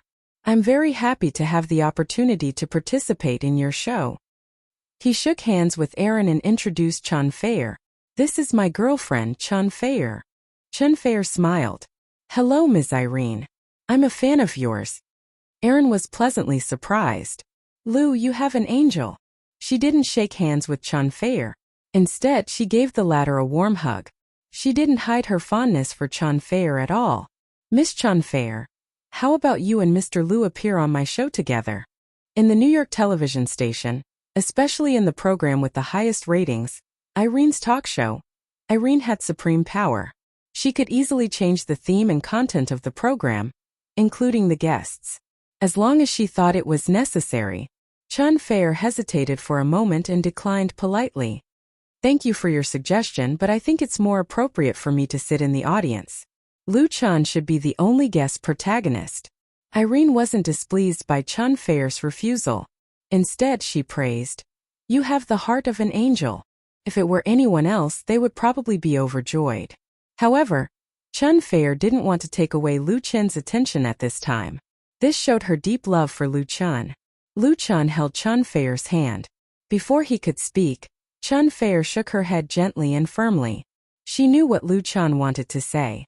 But now, Chan Fei-er just wanted to sit in the audience and applaud him as an ordinary audience member. Lu Chan understood her insistence. He nodded and raised her hand to his lips to kiss it. Irene watched from the side, her eyes shining. She was touched and envious. The recording of the latest episode of Irene's talk show, on New York TV, began at 2 o'clock in the afternoon. The 220-seat studio was already full. When the lights on the stage were fully lit and Irene Christian walked out of the backstage wearing a set of beige casual clothes, the audience burst into thunderous applause. "Irene! Irene! Irene!" All the audience stood up and applauded her arrival. These audience members weren't hired by the TV station. They were chosen from countless enthusiastic audience members by the TV station. They were all Irene's true fans. "Hello, everyone." Irene greeted the audience with a smile. Then she walked to the front of the audience and shook hands with them one by one. Some of the audience members who shook hands with her were so excited that they shed tears. Irene hugged and comforted them. The 3 cameras faithfully recorded this touching scene from different angles. She interacted with the audience for a few minutes before returning to her own stage. As usual, Irene first complained about a few hot news topics. These news topics were closely related to the lives of Americans, such as the ongoing healthcare reform, immigration, and education issues. Irene's comments could be said to hit the nail on the head, and from time to time she made witty remarks. The applause and laughter of the audience never subsided. After telling a hilarious joke, she said, "After saying so much, I think everyone is looking forward to today's guest, right? Now let's welcome this guest to our show. Welcome Mr. Lu Chan from China. Welcome the hero who saved Flight U-725. Before the recording began, all the invited audience members didn't know the identity of the guest. So when they saw Lu Chan come on stage with a smile, they were silent for a moment before bursting into enthusiastic applause. In the past few days, Lu Chan was undoubtedly the most familiar Asian face to all Americans. His deeds were widely reported by countless TV stations and newspapers. He was one of the biggest hot topics in American society. Therefore, the audience was pleasantly surprised when Lu Chan appeared on Irene's talk show. Their welcome was sincere and sincere. At this moment, Chan Fair sat on the far right of the first row of the audience. Her eyes followed Lu Chen's figure closely as she applauded and cheered with the audience. This was Lu Chen's glorious moment, and it also belonged to her. Chapter 722. Lu Chan sat down on the guest seat. The atmosphere of Aaron's talk show was very relaxed. The host and guests sat opposite each other, as if they were chatting with friends. There was no need for too much pressure and apprehension, so it was easy to open up. Aaron asked first, "Mr. Lu Chan, do you have an English name?" Lu Chan thought for a moment and said, "You can call me Dawn." Dawn. Aaron's eyes lit up. Daybreak? Yeah, I like that name. She continued to ask, "Then Dawn, can you tell us your age?" Of course, I know this is a very private question, but before the show started, many people asked me to ask you this question. I think those girls are all your fans. Aaron deliberately emphasized the word girls, causing the audience to laugh knowingly. Lu Chan smiled and said, "There's nothing to hide, I'm 25 this year." 25 years old. Aaron had a look of reminiscence on her face. The best age of my life. I'm thinking about what I was doing when I was 25. Yeah, at that time I had just entered New York TV station, looking forward to one day becoming a director of a TV station. But until now, I haven't realized my dream. The audience laughed. If Aaron really did realize her dream, it would probably be New York TV station's biggest loss. Aaron asked Lu Chan, "Dawn, I heard you're a singer?" Lu Chan nodded. "Yes, Aaron. And an actor." Lu Chan. "Yes, Aaron. And you wrote your own scripts?" "Yes." The host asked a few questions in a row, and after getting a positive answer from Lu Chan, she was satisfied and introduced Lu Chen's identity to the audience, as well as his status and reputation in China. Many people in the audience only knew that Lu Chan was the hero who saved Flight UD-725, but they had no idea that he had so many other identities, such as being a household name in China. Through such a straightforward exchange, everyone had the most intuitive understanding of Lu Chan from China, letting them know that Lu Chan was not an ordinary person. Then, the topic turned to the UD-725 incident that everyone was most concerned about. Although the truth of the UD-725 flight incident had been completely exposed, and Lu Chan had accepted many media interviews at the press conference, the official interview was obviously different from the current conversation. Aaron's point of view was not to dig for more details or insider information. Instead, she was seriously discussing with Lu Chan about his thoughts during the crisis, as well as the psychological changes after the crisis. What was interesting was that Aaron also asked Lu Chan about his views on the United States. One of the biggest characteristics of Aaron's talk show was that there was no script. As a guest of the show, they had no idea what kind of questions Aaron would ask on the show, nor did they have a teleprompter. And in this interview that would be watched by tens of millions of Americans, Lu Chen's performance could be said to be impeccable. He answered Aaron's questions fluently in English. Although he did not say much, he was humble and appropriate, and occasionally had a few humorous words. This made the atmosphere very good, with the audience applauding, smiling, and laughing from time to time. Many of the audience were really surprised because in Lu Chan, they saw a very different Chinese person from the impression they were used to. Lu Chan was young, handsome, dashing, frank, generous, and fluent in English. Aaron asked, If a Hollywood film company were to invite you to shoot a movie, would you stay in the United States to work? Luchan smiled and said, I'm very willing to cooperate with a Hollywood film company, but for now I still have a TV series that I have not finished shooting in China, and I also have plans for a movie this year, so I have no schedule for the time being. Actually, I hope that I can get my own movie to be shown in the United States. Aaron smiled and said, Then I'm looking forward to the day when I can see you on the American screen. Luchan said, Thank you. At this moment, a slip of paper was passed from the audience, and it was passed to Aaron by the field assistant. This was another feature of Aaron's talk show, which was that the audience could write small slips of paper to ask the guests questions. Of course, the question slips had to be screened by the staff first, and there was a limit to the number of questions. Aaron opened the slip of paper and looked at it, then said to Luchan, This is a request from a live audience member. He saw your video on the internet, and he thinks that your singing is very good, so he would like to invite you to sing a song on our show. What do you think? Luchan thought for a moment, then nodded and said, Yes, can you find me a guitar? A normal one will do. Aaron smiled and said, Of course, that's not a problem. She gestured to the staff on the sidelines, who quickly picked up the guitar. Luchan moved his chair and turned to face the audience. He held the guitar and pondered for a moment, then said, In my country there's a saying, when you're in a place you should respect the customs of that place. So today I'll sing an English song. Even Aaron was surprised by this. Aaron's talk show had invited many singers, rock, folk, country, rap, etc.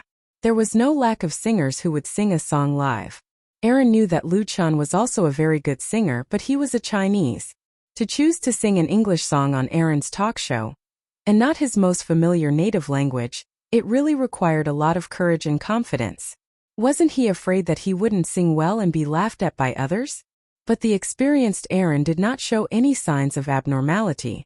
Instead, she smiled and applauded for Luchan. I think this should be a very special song. Luchan said very seriously, I want to use this song to pay tribute to my favorite Evans Joyce. I want to thank him for his great works, which accompanied me through the most difficult years of my life. His words caused the audience to be stunned for a moment, and then there was a warm round of applause. Evans Joyce was the greatest folk singer in American history. He had released 5 albums in his life, and each album sold more than 35 million. His total sales reached 275 million, second only to the band Blue Sky. Evans's folk songs influenced an entire generation of Americans, and he was also one of the favorite foreign singers in the country. When Luchan was in college, he had listened to several of Evans's albums over and over again dozens of times. However, this great folk singer passed away in 2007 due to drug abuse. Chapter 723. Well, you only need the light when it's burning low. Only miss the sun when it starts to snow. Only know you love her when you let her go. Only know you've been high when you're feeling low. When Luchan strummed the guitar strings and began to sing this song, the studio was very quiet. The audience, including the staff of the TV station, and the host Irene were very curious about which song Luchan would choose to pay tribute to Evans Joyce, the greatest folk singer in the United States. Would it be The Way Home? Would it be Towards the Distance? Or Wildflowers That Never Wither? These songs were the most classic works of Evans Joyce. However, no one expected that Luchan would play and sing a song that they had never heard before. Only when it's hazy and dim do I think of the light. Only when it's snowing do I miss the warmth of the sun. Only when I've let go do I know that it's true love. Only when I'm at the bottom do I think of the past. Listening to this charming folk song, the listener felt as if they were in a village bar, chatting with strangers about the girl they once loved in the past that had passed away. They suddenly found that there were people in the world who were in the same boat as themselves. That kind of sadness surged in their hearts like a tide. Until the glass was empty, they looked at each other drunkenly, and everything was in silence. Luchan's interpretation of this song was soft and soothing, with the calm feelings after letting go. He used a very special and delicate singing method to sing the theme of the work that love could not be recalled in ordinary life was the most precious. The melody of the song was beautiful with a touch of melancholy and sadness, with a touching appeal. Whether the audience had experienced the beauty of love or not, they would be deeply moved. At least the audience present was moved. Some people were exclaiming softly, some people were thinking, some people couldn't believe it, and some people's eyes were red. Only know you love her when you let her go. And you let her go until Lu Chun finished singing the last sentence and put down the guitar in his arms. After a long time, people seemed to wake up from a dream, and the applause in the studio burst out fiercely. Aaron was the first to stand up and applaud Lu Chun. Everyone followed suit. Thank you. Lu Chun stood up and bowed again to express his gratitude. The applause lasted for 2 minutes before it subsided. In the many episodes of Irene's talk show, such a scene was extremely rare. Irene bit her lips, her eyes flashing with a sparkling light. She used all her strength to calm herself down and asked Lu Chun, "Dawn, can you tell me the name of this song?" Lu Chun said, "This song is called Let Her Go." Let Her Go. Aaron repeated the name of the song to herself and asked, "I've never heard this song before. Is it your original?" Lu Chun smiled and said, "It came from the memory of my dream." Aaron nodded. She opened her arms and gave Lu Chun a big hug, and said emotionally, "Do you know? I'm Evan's most loyal fan, and he's my best friend. The biggest regret in my life is that I couldn't be by his side when he passed away. Thank you for this song. Thank you for not forgetting him." Lu Chun really didn't know that Aaron and Joyce had a sincere friendship, but he could completely understand Aaron's feelings at this moment. "I also thank you for giving me the opportunity to sing this song." Applause sounded again. On the evening of the 20th, New York TV aired the latest episode of Irene's talk show, as scheduled. Because New York TV had given an advance notice, everyone knew that the guest of this episode of Irene's talk show was the hero who saved Flight UD-725, Lu Chun. Therefore, other than Aaron's loyal audience, countless people sat in front of their TVs to watch that night's program. Then it caused a huge reaction. For most adult Americans, Evan's Joyce and his ballads were undoubtedly an indelible memory in their lives, accompanying them through countless lonely nights. Many people had the experience of driving on the long interstate highway and listening to Evans's songs on the radio, other than rock music. Evan's Joyce had many more fans in the United States than Aaron. This year was the 10th anniversary of Evans's death, so Lu Chun's tribute to him, Let Her Go, naturally had a special meaning. Most importantly, the style of Let Her Go had a lot of similarities to Evans's, so much so that some people on Audiobook suspected that Lu Chun had obtained a piece of work that Evans had never published before. Of course, such speculation was ridiculous, and normal people would not believe it. But Lu Chun's performance of Let Her Go spread on social networks in the United States at the speed of light, and quickly made it onto the Audiobook list. Then Evans Joyce's family expressed their gratitude to Lu Chun on Audiobook. Evans Joyce's life was full of ups and downs. He lost his father when he was very young, and his mother was locked up in the disciplinary center for drug abuse and theft. He grew up in a foster home, and he had a sister who was separated from him at a young age. He had 3 well-known relationships, but none of them were able to come to fruition.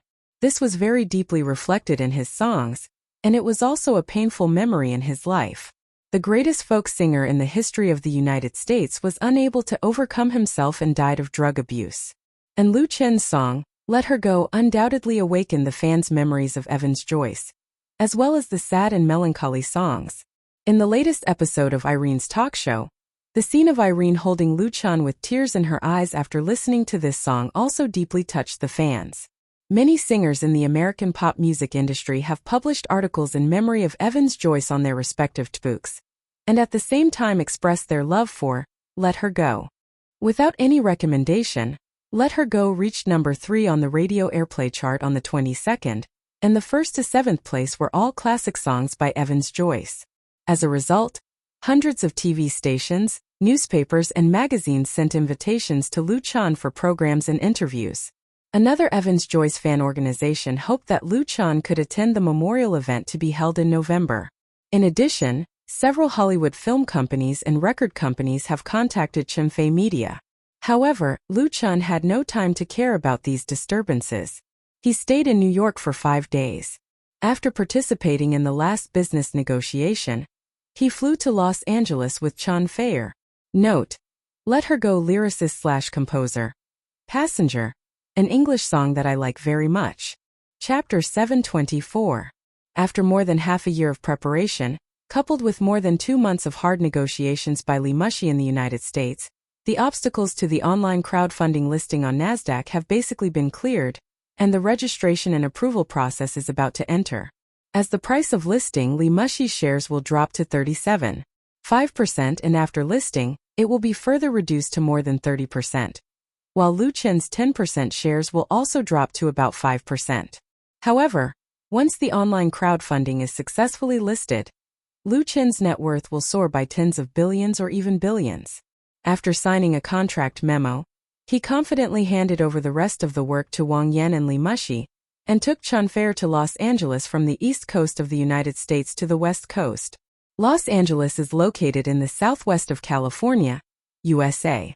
It is the largest city in California, second only to New York in terms of population. It is known as the City of Angels, and is also known as the entertainment capital. The famous Hollywood is one of the symbols of Los Angeles. Los Angeles is also the last stop of Lu Chen's trip to the United States. He came to this entertainment capital mainly to inspect the top special effects production companies in Hollywood, and pave the way for the future development of the special effects team of Chen Fei Media. Hollywood's film industry is the best in the world. It has decades of accumulated experience in special effects production, and its strength is unrivaled. Because of its late start in this regard, although it has made great efforts to catch up, there is still a big gap. Like a Hollywood blockbuster, the investment in special effects production may be as high as hundreds of millions of dollars. For domestic film companies, it is an extremely difficult peak to surmount. High investment leads to high output. Hollywood's status in the industry is not just for show. In the northwestern suburbs of Los Angeles, there are dozens of special effects production companies and studios gathered on a piece of land of less than 10 square kilometers. And any second or third-rate studio is no worse than the team built by Chen Fei Media, with nearly 100 million investment. This is the gap in strength. Therefore, Lu Chen came here with a humble and serious attitude to learn. He will never be like some domestic filmmakers, who spend money here to hire a team to produce special effects, and then advertise the work with produced by Hollywood's top special effects team, only to be scolded in the end. In recent years, many Hollywood special effects teams have come to China to make money, but there has always been the problem of acclimatization. This was the most important reason why Lu Chen put all his effort into building a local team. Walking out of the passenger passage, Lu Chen immediately saw the signboard with his name on it, as well as the blonde girl who was holding it up. "Hello." He brought Chen Fei forward and said, "I'm Lu Chen. Are you Miss Jenny?" The blonde girl in her 30s was stunned for a moment before she smiled warmly. "Yes, I'm Jenny. Mr. Lu Chen, nice to meet you. Welcome to Los Angeles. You can call me Dawn." Lu Chen shook her hand and introduced her to Chen Fei. "This is my girlfriend, Fei." Fei was the English name of Chen Fei.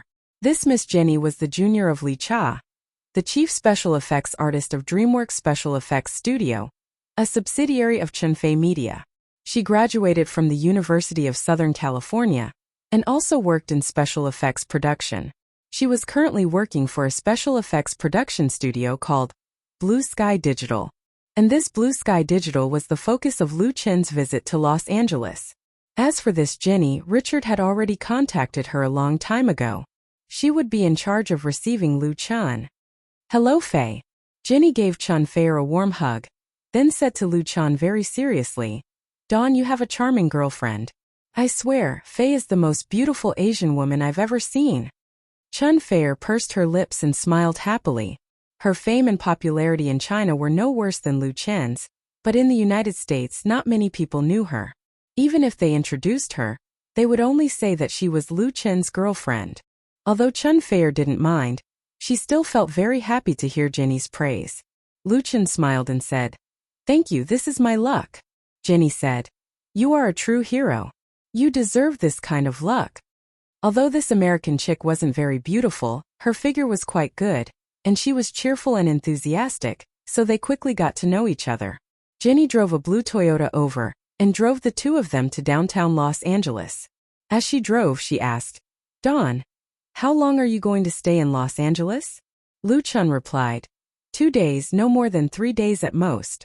Since Chen Fei flew to the United States to accompany him, The filming of You from the Star in China had basically stopped. Whether it was the impact or the loss was not small, so he planned to go back as soon as possible. The impact of the UD-725 incident had basically subsided, and the FBI no longer restricted him from leaving the country. That's a pity, Jenny said regretfully. There are many fun places in Los Angeles. 2 or 3 days is not enough. Luchan smiled and said, "We will come again next time, and we will have to trouble you to be our tour guide." Jenny said, "Of course it would be best if. How is Richard these days?"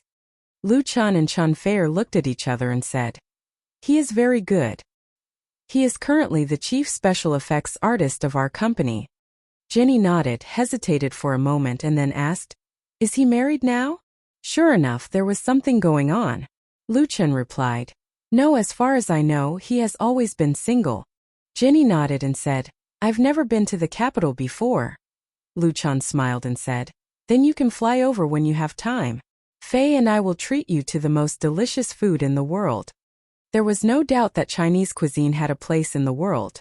Jenny's attention was immediately diverted, and she turned to discuss Chinese cuisine with Luchan and Chanfei. They chatted and laughed along the way, and the Toyota smoothly arrived at the Hilton Hotel in downtown Los Angeles. The room had already been booked, so Luchan did not bother Jenny. He made an appointment with her to meet the next day, then dragged his luggage and checked into the luxury hotel chain with Chanfei. Luchan also stayed at the Hilton Hotel in New York. He registered for a VIP membership, which allowed him to enjoy special treatment in Hilton hotels all over the world. After staying at the Hilton Hotel for one night, Jenny called his room at 9 o'clock the next morning. Luchan and Chanfei had just finished breakfast, so they left the hotel to meet up with Jenny. They rushed to the location of the Blue Sky Digital Special Effects production studio and began their formal inspection. Chapter 725. In the northwestern suburbs of Los Angeles, in the Flushing Art Park, there were no high-rise buildings like in the city. 3- or 4-story, artsy buildings were hidden in the shade. The clean roads were wide and straight, giving off a sense of tranquility far away from the bustling city. However, this art park adjacent to Hollywood was an indispensable part of the American film industry. Dozens of special effects companies and studios were gathered here, and the annual output value was astonishing. The Blue Sky Digital Special Effects studio that Luchan was going to visit was one of the best. This special effects studio was very young. It had only been established for 5 years, but it had already participated in the special effects production of many Hollywood blockbusters. It had a passionate and energetic team. Moreover, the members of Blue Sky Special Effects were very young. The 3 co-founders, Mill, Andrew, and Christopher, were all graduates of the University of Southern California. The oldest was only 29 years old. It was for these reasons that Richard specifically recommended Blue Sky Special Effects to Luchan as a partner of Chanfei Media, instead of other older but more powerful special effects companies. These older companies were often very arrogant. They liked to make money from the Chinese, but they were never willing to share their technology. Even if they were willing to sell some of their shares, they often asked for exorbitant prices. Blue Sky Special Effects was also currently facing financial problems.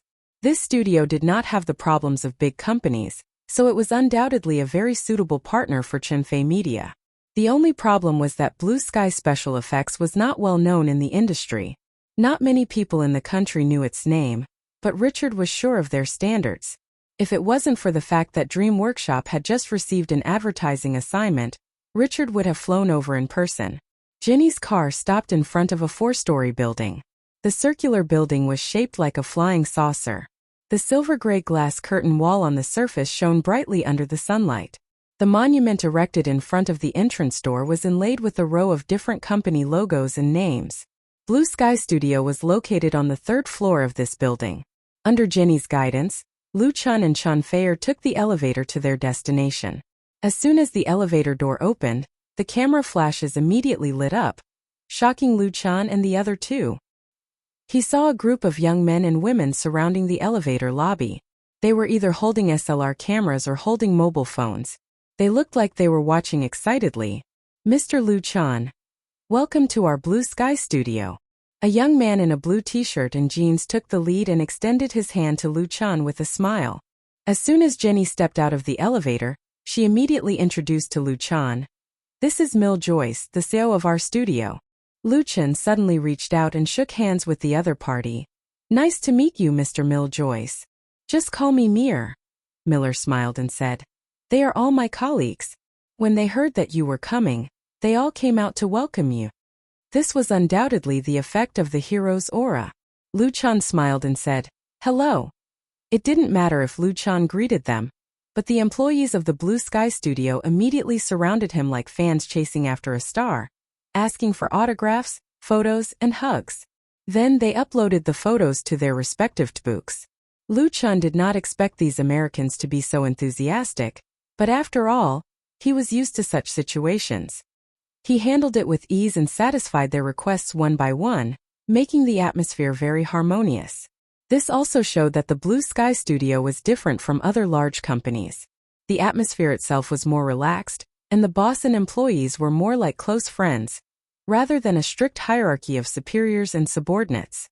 After a simple but warm welcome, Mil introduced several important members of the studio to Lu Chan, including his partner and chief special effects artist Christopher. Christopher was a very shy young man. He was not tall, thin, and wore a pair of big black-rimmed glasses. His face was covered with acne, and he stuttered when he spoke. However, Richard respected Christopher very much. He told Lu Chan over the phone that this 25-year-old young man was definitely a genius in special effects production. Half of the value of the Blue Sky Studio lay in him. Therefore, Lu Chan was very polite to Christopher, which made Christopher feel a little flattered. Accompanied by Mil, Christopher, and others, Lu Chan and Chan Fei visited the studio together. The scale of the Blue Sky Studio was not very large, and the current number of employees was less than 200.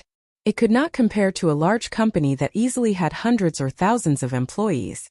The rented business space was also on the small side, and the interior was quite crowded. However, the company's hardware standards were first class. The workstations used for special effects production were all new, and their computing power was very powerful. They also had the digital synthesis software ZPDT that they were proud of. This set of digital synthesis software was undoubtedly the core technology of the Blue Sky Studio. It had been jointly developed by the three co-founders for a full 5 years, and it had been successfully used in the special effects production of many film and television works. It had won a very good response. Compared with the top software in the industry, ZPDT did not have any technical advantages. It was even lacking in detail processing and rendering effects. However, its advantages were that it was not difficult to learn, and it cost less to use. In other words, it was very cost-effective.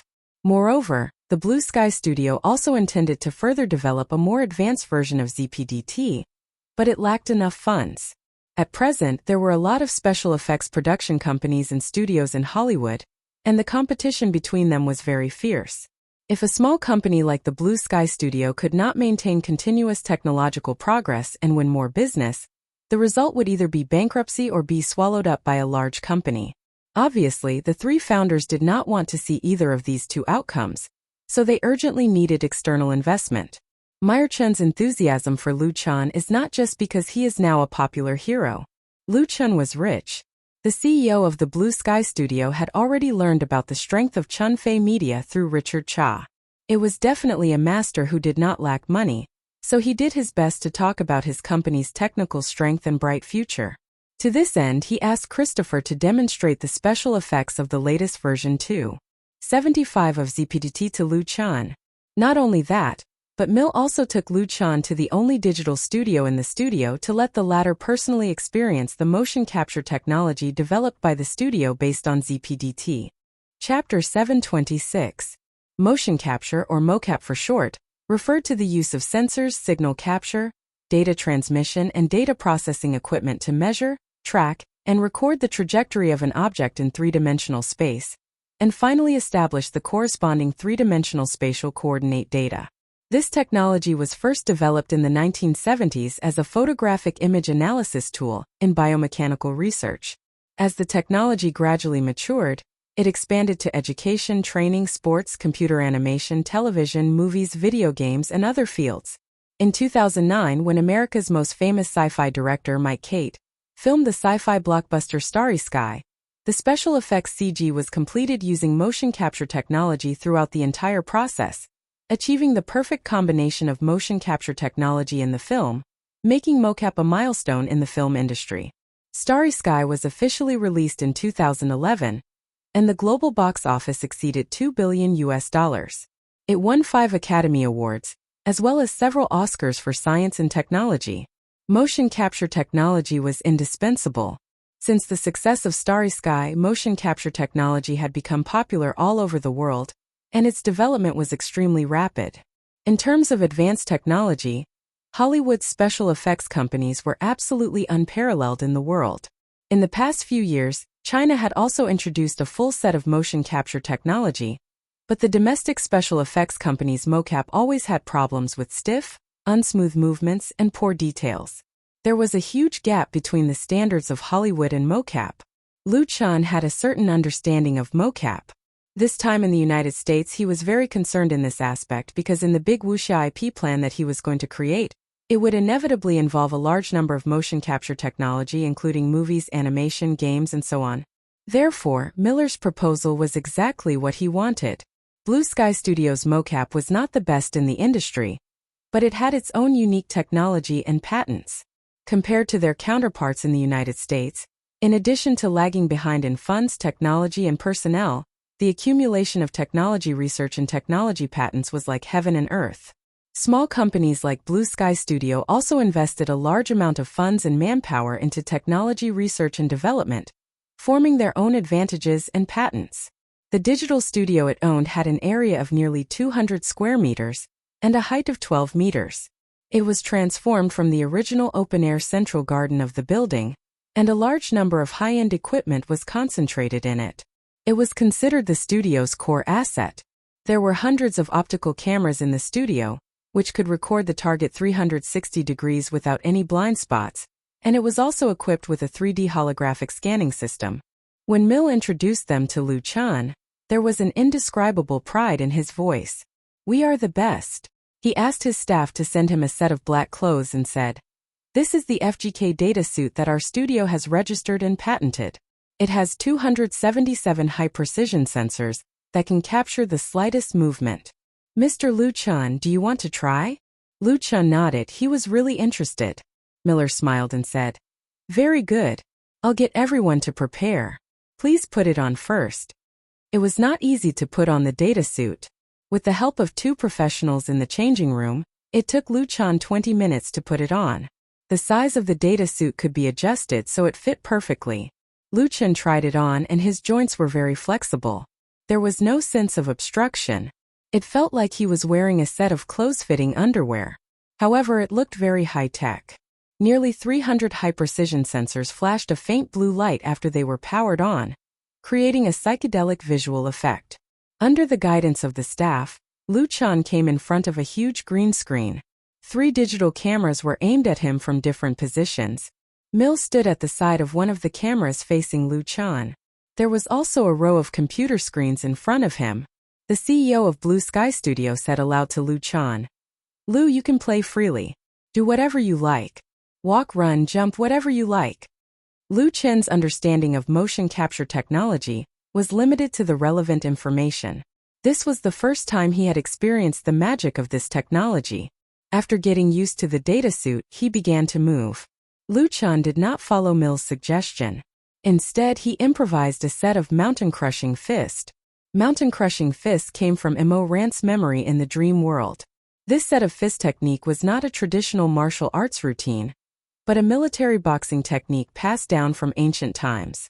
It was equivalent to ancient military boxing, fierce, and focused on actual combat effects. In the beginning, the speed of Liu Chan's moves was not fast. His punches and kicks were steady and strong. However, as the muscles and tendons of his body gradually became active, the speed of his punches and kicks increased, and the strength increased exponentially. Mountain-crushing fist, as the name suggested, was a fist that could shatter rocks and break mountains.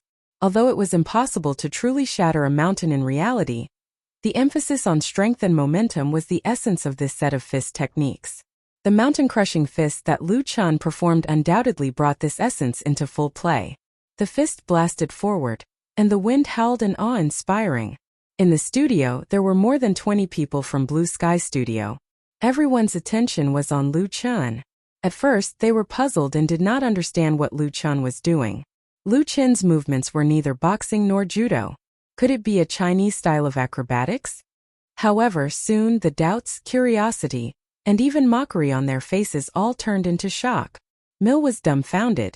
Even at a distance of 5 or 6 meters, he could clearly feel the power contained in Liu Chen's punches.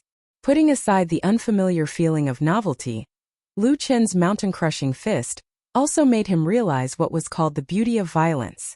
Although there was no target opponent, Liu Chen's attacks were like a storm, making the onlookers feel suffocated and even tremble. This was because they could imagine themselves standing on the opposite side of Liu Chen, and what kind of harsh blows they would have to endure. This kind of instinctive awe stemmed from life's strong power made everyone hold their breath. The only thing that could be heard in the studio was the whistling sound of Liu Chen's fists and feet breaking through the air. The whistling sound was endless. Then, these Americans could not see Liu Chen's moves clearly. They only saw the shining light of the sensor on the data suit connecting into a faint blue light and shadow, dancing and circling in front of the green screen. Many people swore that this was one of the most incredible scenes they had ever seen in their lives. Chapter 727. Ever since the life-changing dream, Liu Chen began to practice martial arts every day. It gradually became a deep-rooted habit in his life. Usually, unless he encountered a very special situation, he would wake up every morning to practice martial arts to strengthen his body. Compared to 3 years ago, his physique was many times stronger, and his skills were getting more agile and sharp. Otherwise, he wouldn't have been able to dodge the bullets on Flight UD-725 and subdue a former elite member of the U.S. Marine Corps in one fell swoop. Now that he was wearing the data suit to practice the mountain collapsing fist, it wasn't that Liu Chen was deliberately showing off. He needed to test his opponent's technical strength to determine if he should import it into China in the future to serve his Wuxia IP plan. According to Liu Chen's plan, he would release a series of Wuxia works in the next 10 years. Then he would create movies, long-form TV series, online games, mobile games, animated videos, and so on. Due to the uniqueness of the Wuxia theme, motion capture technology would undoubtedly play a great role in it. Although in practical applications actors or stunt doubles didn't need to be so fast, the more advanced the technology, the better the effect it could achieve. Therefore, when Liu Chen used his fists and kicks, he didn't hold back and went all out. This brought great shock to the Americans present. Even Chen Feier, who was the most familiar with Liu Chen, opened her eyes in surprise. She knew that Liu Chen was very good at martial arts, but she didn't expect it to be at such a high level. Whoosh! Liu Chen punched again, but his fist hit the air and made a loud explosion. His figure then stopped, as if time had frozen in that instant. After a while he pulled back his fist. With a long breath, Liu Chen made an okay gesture to Miller, who was already dumbfounded, indicating that he was done. It was only after the other staff reminded him that Miller woke up from a dream. He said helplessly, "Huh? It's over? Okay, that's great, He couldn't even speak coherently. Liu Chen smiled and said to the staff next to him, "I'm going to change." Back in the locker room, he changed out of the high-tech data suit and put on his coat. The attitude of the 2 staff members who were in charge of assisting towards Liu Chen had obviously changed. Not only were they much more enthusiastic and considerate, but they even had a bit of worship and respect towards him. He really lived up to his reputation. When Liu Chen returned, Mill finally returned to normal. However, he was still very excited and asked eagerly, "Mr. Liu Chen, what skill did you just demonstrate? Was it a fighting skill from China?" More accurately speaking, combat techniques. Liu Chen explained, "You can call it China Kung Fu." He said the word Kung Fu in Chinese. Chinese Kung Fu. Miller repeated the words Liu Chen had just said, a little awkwardly. He nodded and gave a thumbs up. Good. He pulled Liu Chen to look at the monitor in front of them. The computer was playing back a full-angle ultra-high-definition video that had just been captured. It used slow motion to show Liu Chen's every move clearly. The image that was displayed on multiple monitors was quite shocking. And this was just the beginning. Christopher personally retrieved a 3D character model from the database and attached the data collected by mocap to it. After a simple rendering, This fantasy elf-shaped 3D character was given Lu Chen's movements. It was as if it was Lu Chen's incarnation, reenacting the mountain-crushing punch on the computer screen. Even though Lu Chen was not an expert, he could see the power of the Blue Sky Studios technology. The most important thing was that the movement was very smooth. There was no stiffness or pretentiousness in it. It was as natural as moving clouds and flowing water. Mill asked, "How was it?" Lu Chen gave him a thumbs up. "Good." Mill laughed loudly, looking very proud of himself. To be honest, after dealing with the elites of Wall Street in New York, Lu Chen liked Mill's character even more. He was simple and direct, not a playboy, and his thoughts were all on his face. He pointed to the screen and said, "This set of movements is more suitable for, strong characters." "Okay." Mill immediately asked Christopher to replace the elves with orcs, and then redo the rendering. It was the same CG character, but the burly muscular orc was using the same mountain-crushing punch, but the effect of the aura was completely different. Christopher had even expertly added simple sound effects, and it could be used as a promotional video for a game movie. Lu Chen was very satisfied after watching it. He even had a series of ideas. Richard's recommendation was right. Blue Sky Studio was undoubtedly a suitable partner for Chimfei Media. Of course, he would not immediately decide how much he wanted to invest or anything else. The specific negotiations had to be done by real professionals. What Lu Chen wanted was to buy as many shares of Blue Sky Studio as possible and reach a more favorable agreement. After personally demonstrating Blue Sky Studio's mocap system, Lu Chen's inspection of this special effects studio was complete. They could now sit down and have a formal discussion. Mill warmly invited Lu Chen and Chen Fair to have lunch together. The afternoon was not really a negotiation. At most, it was to state their intentions and requirements for cooperation. Mill represented Blue Sky Studio and was willing to sell up to 15% of the shares, and their offer was US $60 million. This meant that Mill valued his studio at US $400 million. Lu Chen did not express his position immediately. Instead, he said that he would carefully consider Blue Sky Studio's request and hire a professional to evaluate it before carrying out formal negotiations. Mill did not expect Lu Chen to agree immediately. Although he could see that Lu Chen was very interested and sincere, it involved tens of millions of dollars. Even a billionaire would be very cautious. The atmosphere of the conversation between the two sides was still very good. At the time of parting, Mill and Christopher were a little reluctant. Christopher suddenly said, "Mr. Lu Chen, can I upload the video of your Chinese Kung Fu that was shot in the studio today to Audiobook?" His eyes were very eager. "I think it should be seen by everyone in the world." Lu Chen was stunned. After thinking about it, he nodded and said, "Sure. Thank you." Christopher was very happy. He impulsively gave Lu Chen a big hug. "Thank you." Lu Chen smiled and patted him on the shoulder. Compared to Mill, he had a better impression of this rather typical technology geek, so he agreed to the other party's request. Chapter 728. After completing the inspection of Blue Sky Studio, the next day, Lu Chen took Chen Fair to Hollywood as an ordinary tourist to get a taste of the powerful American film industry. On October 27th, he and Chen Fair took a Jinmei Airlines flight back to China. Shortly after the plane took off, Blue Sky Studios' chief special effects artist, Christopher, posted a video on his personal Audiobook account, which immediately caused a sensation on the world's largest social media site. The video was about 10 minutes long, and the content was a recording of Lu Chen demonstrating the mocap system in the studio of Blue Sky Studio a few days ago while wearing a data suit. From 3 minutes and 15 seconds onwards, Christopher attached a re-rendered orc CG and made a split-screen comparison with Lu Chen's demonstration. The title of the video was very simple, Chinese Kung Fu. Although Lu Chen's popularity on Audiobook had declined significantly in the past few days, the UD-725 flight incident had become a thing of the past, and the follow-up impact was not great. Other than some veterans organizations that were still using this as a pretext, there were basically not many media outlets that continued to pay attention to him.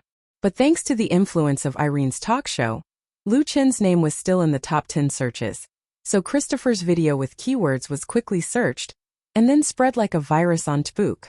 Audiobook. After watching the video, many American netizens first felt that it was unbelievable.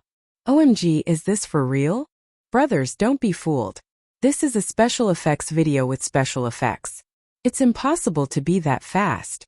This is not scientific.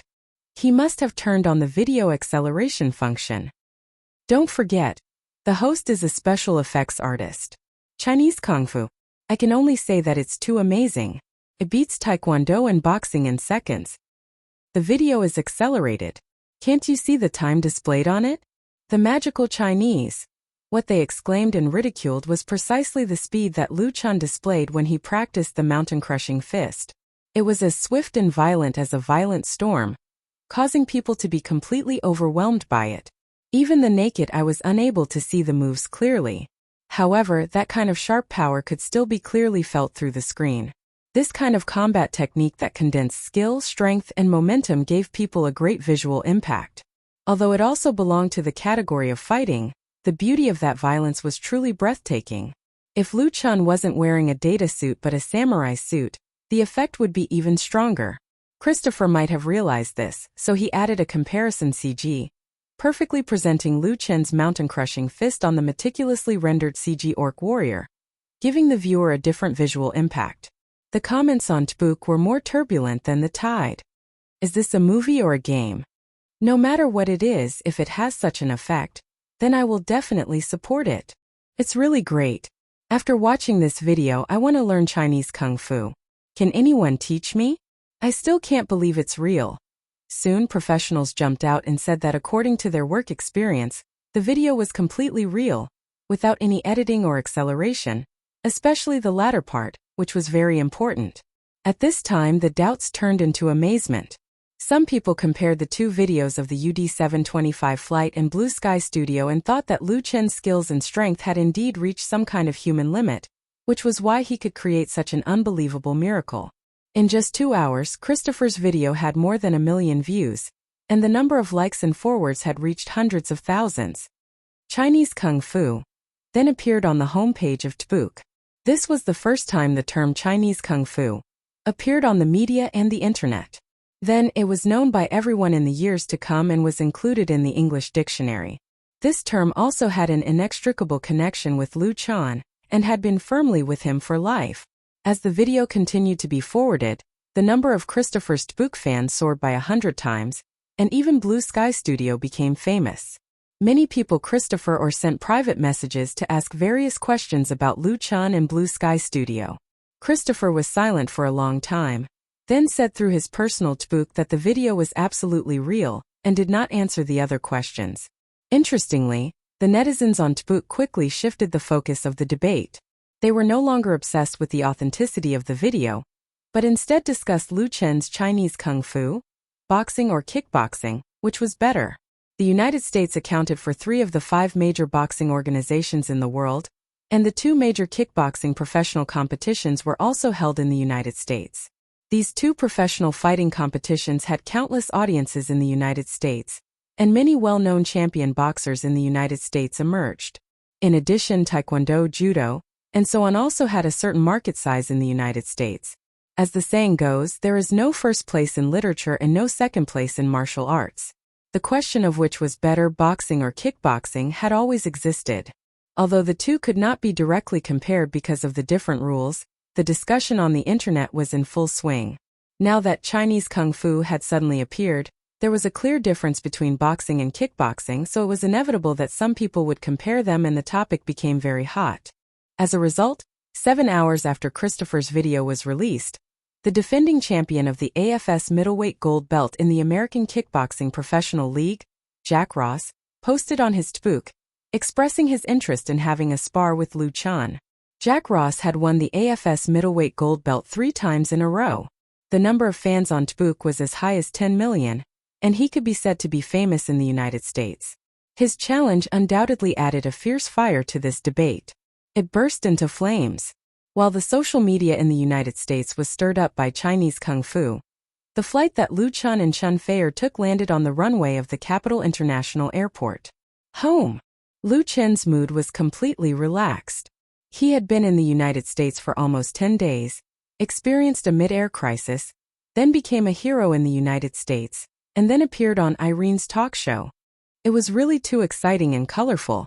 However, in Lu Chen's heart, he did not like this kind of excitement and vanity.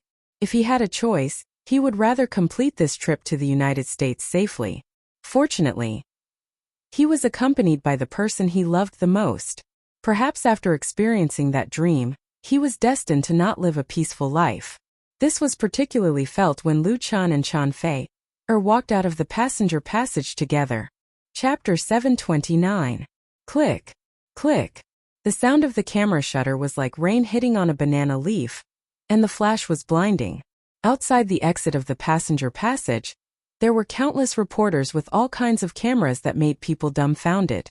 Lu Chen and Chen Fei, who were walking among the returning passengers, were recognized as soon as they appeared. If the airport had not arranged a large number of security personnel to maintain order at the scene, the reporters would have swarmed over. Even so, they tried their best to put the microphone in front of Lu Chen and Chen Fei.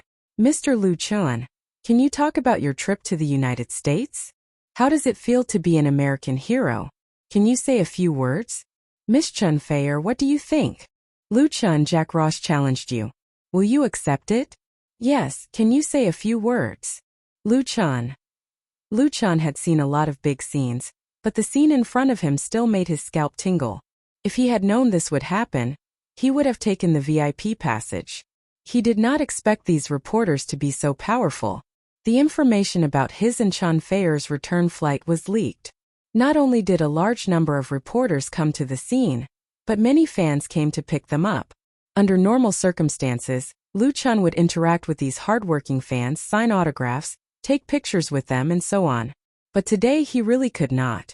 There were too many people and it was too chaotic. It had a big impact on the order of the airport. So he could only apologetically wave to the fans who held up the support signs. He did not answer any questions from the reporters. Under the escort of several airport security personnel, he met up with Zhang Xiaofeng, the assistant who came to pick him up, and left. Sitting in the back seat of the Mercedes-Benz, Lu Chen was finally relieved when the car drove out of the parking lot. Chen Fei wondered. I just heard someone say that Jack Ross challenged you. What's going on? She followed Lu Chen everywhere in the United States and never knew about this. Who was Jack Ross? But since the reporters asked, it was definitely not a trivial matter. Lu Chen shrugged. He was also baffled. Instead, Zhang Xiaofeng, who was driving, said, Jack Ross is the AFS middleweight champion of the American Kickboxing Professional League. He has defended his golden belt 3 times. I've seen a lot of his competition videos. He's a very powerful person. Lu Chen frowned. I'm not playing AFS. Why is he challenging me? Zhang Xiaofeng smiled and said, Boss, the Chinese Kung Fu that you filmed at Blue Sky Studio was uploaded online and caused a huge sensation in America. Then this golden belt came out to challenge you. So that's how it is. Lu Chen came to a sudden realization and laughed involuntarily. If I had known earlier, I wouldn't have agreed to Christopher's request. When he left after inspecting Blue Sky Studio, Christopher had made a request to upload the video. At that time, Lu Chen did not care about it, and also because he had a good impression of the chief special effects artist, so he casually agreed. He did not expect to provoke a challenge from an AFS golden belt. Lu Chen was no stranger to AFS. He had also watched the broadcast of the American Kickboxing Professional League on television, and was very impressed by several famous players in it. Strictly speaking, kickboxing and kung fu had a lot in common. The rules were not much different. Jack Ross's challenge was not without reason. If it was a boxing golden belt who challenged him, it would be ridiculous. Zhang Xiaofeng continued. Now that it has spread to China, it's very noisy on the internet. Your blog has been flooded, and you can't even pick up Boss Lu's phone. You're on the plane, so you don't know. Lu Chen nodded. He spent most of his time resting on the return flight and did not turn on his phone. Of course, he did not know about these things. Although the distance between China and the United States was only about 10 hours, it was enough for a lot of things to happen. Zhang Xiaofeng sighed and said, Boss, I found that you're getting better and better. I've also seen the 2 videos on the internet. I'm afraid that even 2 of me combined would not be your match. Lu Chen smiled and said, Brother Zhang, you're too modest. Zhang Xiaofeng was not an ordinary person. Although he was Lu Chen's assistant, he was actually a bodyguard. His skills were quite good. When he was free, Lu Chen had sparred with him several times. As they chatted and laughed, the car arrived at Ziqingyuan. Zhang Xiaofeng helped to send the bags of luggage that the two had brought back from the United States to their home. This time abroad, Chen Feier bought a lot of things in New York, such as bags, perfume, clothes, and so on. It could be considered a big satisfaction of his shopping desire. There were also a lot of gifts for his family and friends. Before leaving, Zhang Xiaofeng could not help but ask, "Boss, will you accept Jack Ross' challenge?" He was actually a fan of Jack Ross. Lu Chen laughed, shook his head, and sent Zhang Xiaofeng out of the house. His current identity was a singer, an actor, a screenwriter, not an athlete. He did not need to be in the limelight. Therefore, challenges and duels were too boring. "Finally, I'm home." Chen Feier threw himself heavily on the soft sofa and said lazily, "Going abroad is so tiring." According to the habits of Chinese people, it was better to be at home than at home. Lu Chen felt the same way. Only when he was home could he really relax completely. Therefore, home was the harbor of the soul. He sat down on the sofa, stroked Chen Feier's hair, and said, "Have a good rest. You have to shoot tomorrow.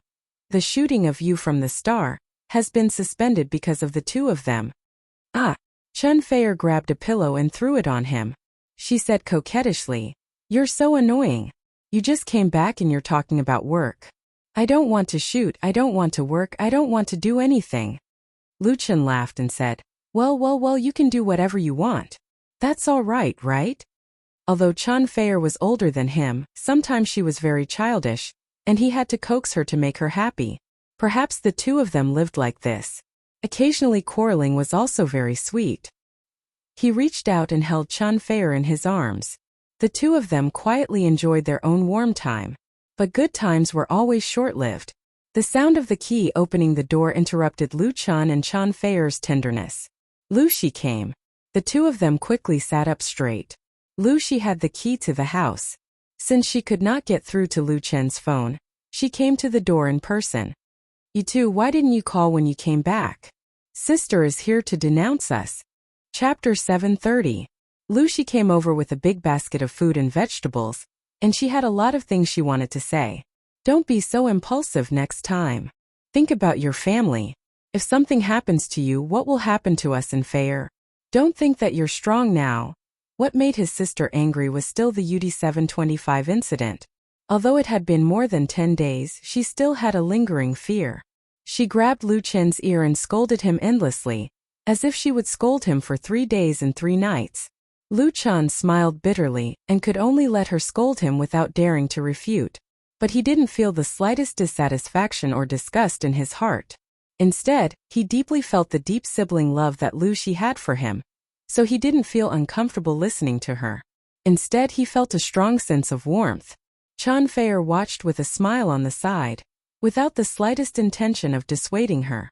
Moreover, when Lucy's mouth was dry, she tacitly gave her a glass of water. Lu Shi scolded Lu Chen for more than 10 minutes. At the end, her eyes were red, and she hugged Lu Chen. "Do you know how worried we were?" Lu Chen was speechless. After a while he said, "Sister, I know. I won't let you worry about me anymore. This kind of thing happened by coincidence." Chen Feier said, "Yes, I don't know if he was lucky or unlucky, but he's really fine now." Lu Shi nodded. She reached out to wipe the tears from the corners of her eyes and said, "Let's stop talking. I'll go cook for you." Chen Feier quickly got up and said, "Sister Lu Shi, I'll help you." The two went to the kitchen together. They had lunch at home. Although the dishes were not very sumptuous, Lu Shi's cooking skills were inherited by Fang Yun. With the love snacks made by Chen Feier, this lunch was undoubtedly delicious for Lu Chen. After dinner, Lu Shi left. Lu Chen and Chen Feier took their own showers. Chen Feier didn't sleep well on the plane, so he went to take a nap. Lu Chen was still in good spirits, so he ran to the study and turned on the computer. He hadn't been online for the past 2 days, so he didn't know much about the current trend of public opinion on the internet, so he had to pay attention to it. As soon as he logged into his blog account, Lu Chen was shocked. There were too many private messages and @s in the website, and the notifications from the system were terrifying. After spending a lot of effort, Lu Chen finally sorted out his thoughts. First of all, he finished watching the video that the fans had uploaded from Audiobook, which was the one that Christopher had personally made. It had caused a great sensation on both Audiobook and Waves blogs. Watching the popular video with himself as the protagonist on the computer, Luchan felt that it was very interesting. Christopher's technology was very good, and he completed the CG in just a day or two. He couldn't help but like it. This also made Luchan firmly believe in the idea of cooperating with Blue Sky Studio. At present, for his big IP plan, special effects production was undoubtedly a weak link, because whether it was a martial arts movie, TV series, or games, it would inevitably involve a lot of CG special effects. Although DreamWorks Workshop had been established, it would take more time and more investment to really mature. Investing in Blue Sky Studio and pulling this first-class special effects team into the camp of Chun Fei Media would undoubtedly make up for the weakness in this area and help DreamWorks Workshop grow faster and better. Currently, Luchan's business assistant, Wang Yan, was negotiating with Blue Sky Studio in Los Angeles. With the help of Li Mushi, he believed that it was only a matter of time before they reached a cooperation agreement that both parties were satisfied with. After watching the video, Luchan turned his attention to Jack Ross again. To be honest, although he had watched the television broadcast of the American Kickboxing Professional League, he really didn't know much about the famous gold belt. Otherwise, he wouldn't have been so ignorant when Chan Fair asked. The chat with Zhang Xiaofeng in the car earlier also aroused a lot of Luchan's interest. There was a lot of information about Jack Ross on the internet. After reading several articles about him, Luchan knew that the defending AFS middleweight champion was a very impressive figure. His father, Ross Sr., was a kickboxing player, but because of his mediocre talent, he did not achieve any decent results in his career. Then he pinned his hopes and dreams on his son. Jack Ross lived up to his father's expectations. He had shown outstanding talent in kickboxing since he was a child. He entered the professional arena at the age of 18 and had a 12-year history so far. He had won the middleweight gold belt 3 times in a row. His record was extremely impressive, and he was one of the representative figures of AFS. Jack Ross also had a hobby, which was to challenge the top figures in other fighting events. He had fought with Taekwondo and Muay Thai masters and won all of them. It was precisely because of this that it was normal for him to challenge Luchan on Audiobook. It was not a deliberate hype or anything else. Jack Ross' motto was to constantly challenge himself and become the world's most powerful fighting master. On the Waves blog, Luchan's fans were clearly divided into 2 factions regarding Jack Ross' challenge. One faction supported Luchan's fight with Jack Ross. They believed that with the strength shown by Luchan, it would not be a problem to defeat the defending AFS middleweight champion. It would be best if he could snatch the opponent's gold belt. The other faction was far less optimistic. Jack Ross was a real professional player with 12 years of professional fighting experience. Although Luchan was very good, how could he compete with him? Most importantly, Luchan was a star. What was the point of competing with a professional player? As for snatching the gold belt, it was simply a joke. It was a complete layman's statement and not worth refuting. The 2 factions of fans were in full swing in the comments section of Luchan's blog. There was also a group of onlookers watching the show, making it a little messy. Seeing this situation, Luchan thought for a while and then wrote a new blog post. In this blog post, he first thanked his fans for their concern and said that he had just returned to China. He would soon be involved in the filming of View from the Star and try to catch up with the lagging progress. As for Jack Ross, Luchan admired his achievements in kickboxing. He was very honored by his challenge, but he would not consider it for the time being, because the video Luchan shot at Blue Sky Studio was not to show off or anything else. It was to verify the key technology that would be applied to the martial arts movie, The Smiling Proud Wanderer, which would start shooting at the end of the year. As soon as his response blog post was posted, it immediately caused a wide response on the Waves blog. Chapter 731. In just 3 years since his debut, Luchan has won a series of huge and indisputable successes in pop music, TV series and movies, and he himself has also been shrouded in a dazzling halo. He also has nicknames such as Genius Singer, Music Genius, Entertainment Gold Hand, and so on. Now Luchan has been added with a new title, that is, Headline Superstar. Look at the attention that public opinion has paid to him in the past week or so. It can't be said that he is in the headlines every day, but in the entire entertainment industry, who is more dazzling than him? What makes people most speechless is that Lu Chan is not only in the headlines in China, but also in the headlines in the United States. It can be said that he is popular on both sides of the Pacific Ocean, from the east coast of the United States to the west coast, and has influence all over the world. The UD 725 flight incident. Irene's talk show interview Chinese Kung Fu. He is always creating new miracles. On Wave's blog, the number of Lu Chen's fans has exceeded the 80 million mark, and he has jumped to first place. Therefore, he now casually posts a blog post, and it will receive countless likes, reposts, and comments, not to mention that the content of this blog post is quite informative. My Chun is mighty. It's a pity. I wanted to see the blogger defeat the Americans. It's really childish to say that he will defeat the Americans. This kind of challenge doesn't need to be paid attention to. Lu Chan did the right thing. Support my Chun. Hurry up and shoot, you from the star. I can't wait. I'm looking forward to Lu Chen's big movie. Among the messages left by fans, at least 90% were supportive of him, and a few expressed regret and disappointment. Of course, there were many who urged him to shoot TV series. During Lu Chen's absence from China, the original 2 episodes of You from the Star broadcast by Beijing Television and Zhejiang Satellite TV have been changed to 1 episode a week, and there will be no sequel after this week's broadcast. For fans of You from the Star, the interruption is simply unbearable, so they have complained on blogs, looking forward to Lu Chan resuming normal shooting work as soon as possible. Now they finally got their wish. The second day after returning to Beijing, the shooting of Xingyu, crew in Huairou Film and Television City returned to normal. Lu Chan and Chen Feier put in a lot of enthusiasm to make up for the lagging progress. Although it had been interrupted for more than 10 days, there were no problems with the crew under the supervision of Fang Hui. In addition, the 2 protagonists were in excellent condition, so today's shooting went very smoothly. From morning to afternoon, they had actually completed almost half an episode of filming. Crack! In the indoor studio specially built for Xingyu, Fang Hui stood up, clapped her hands and said with a smile, "That's it for today. Thank you for your hard work." As the director, Fang Hui was of course the happiest. If all the actors and staff could keep working as they did today, her task would be much easier.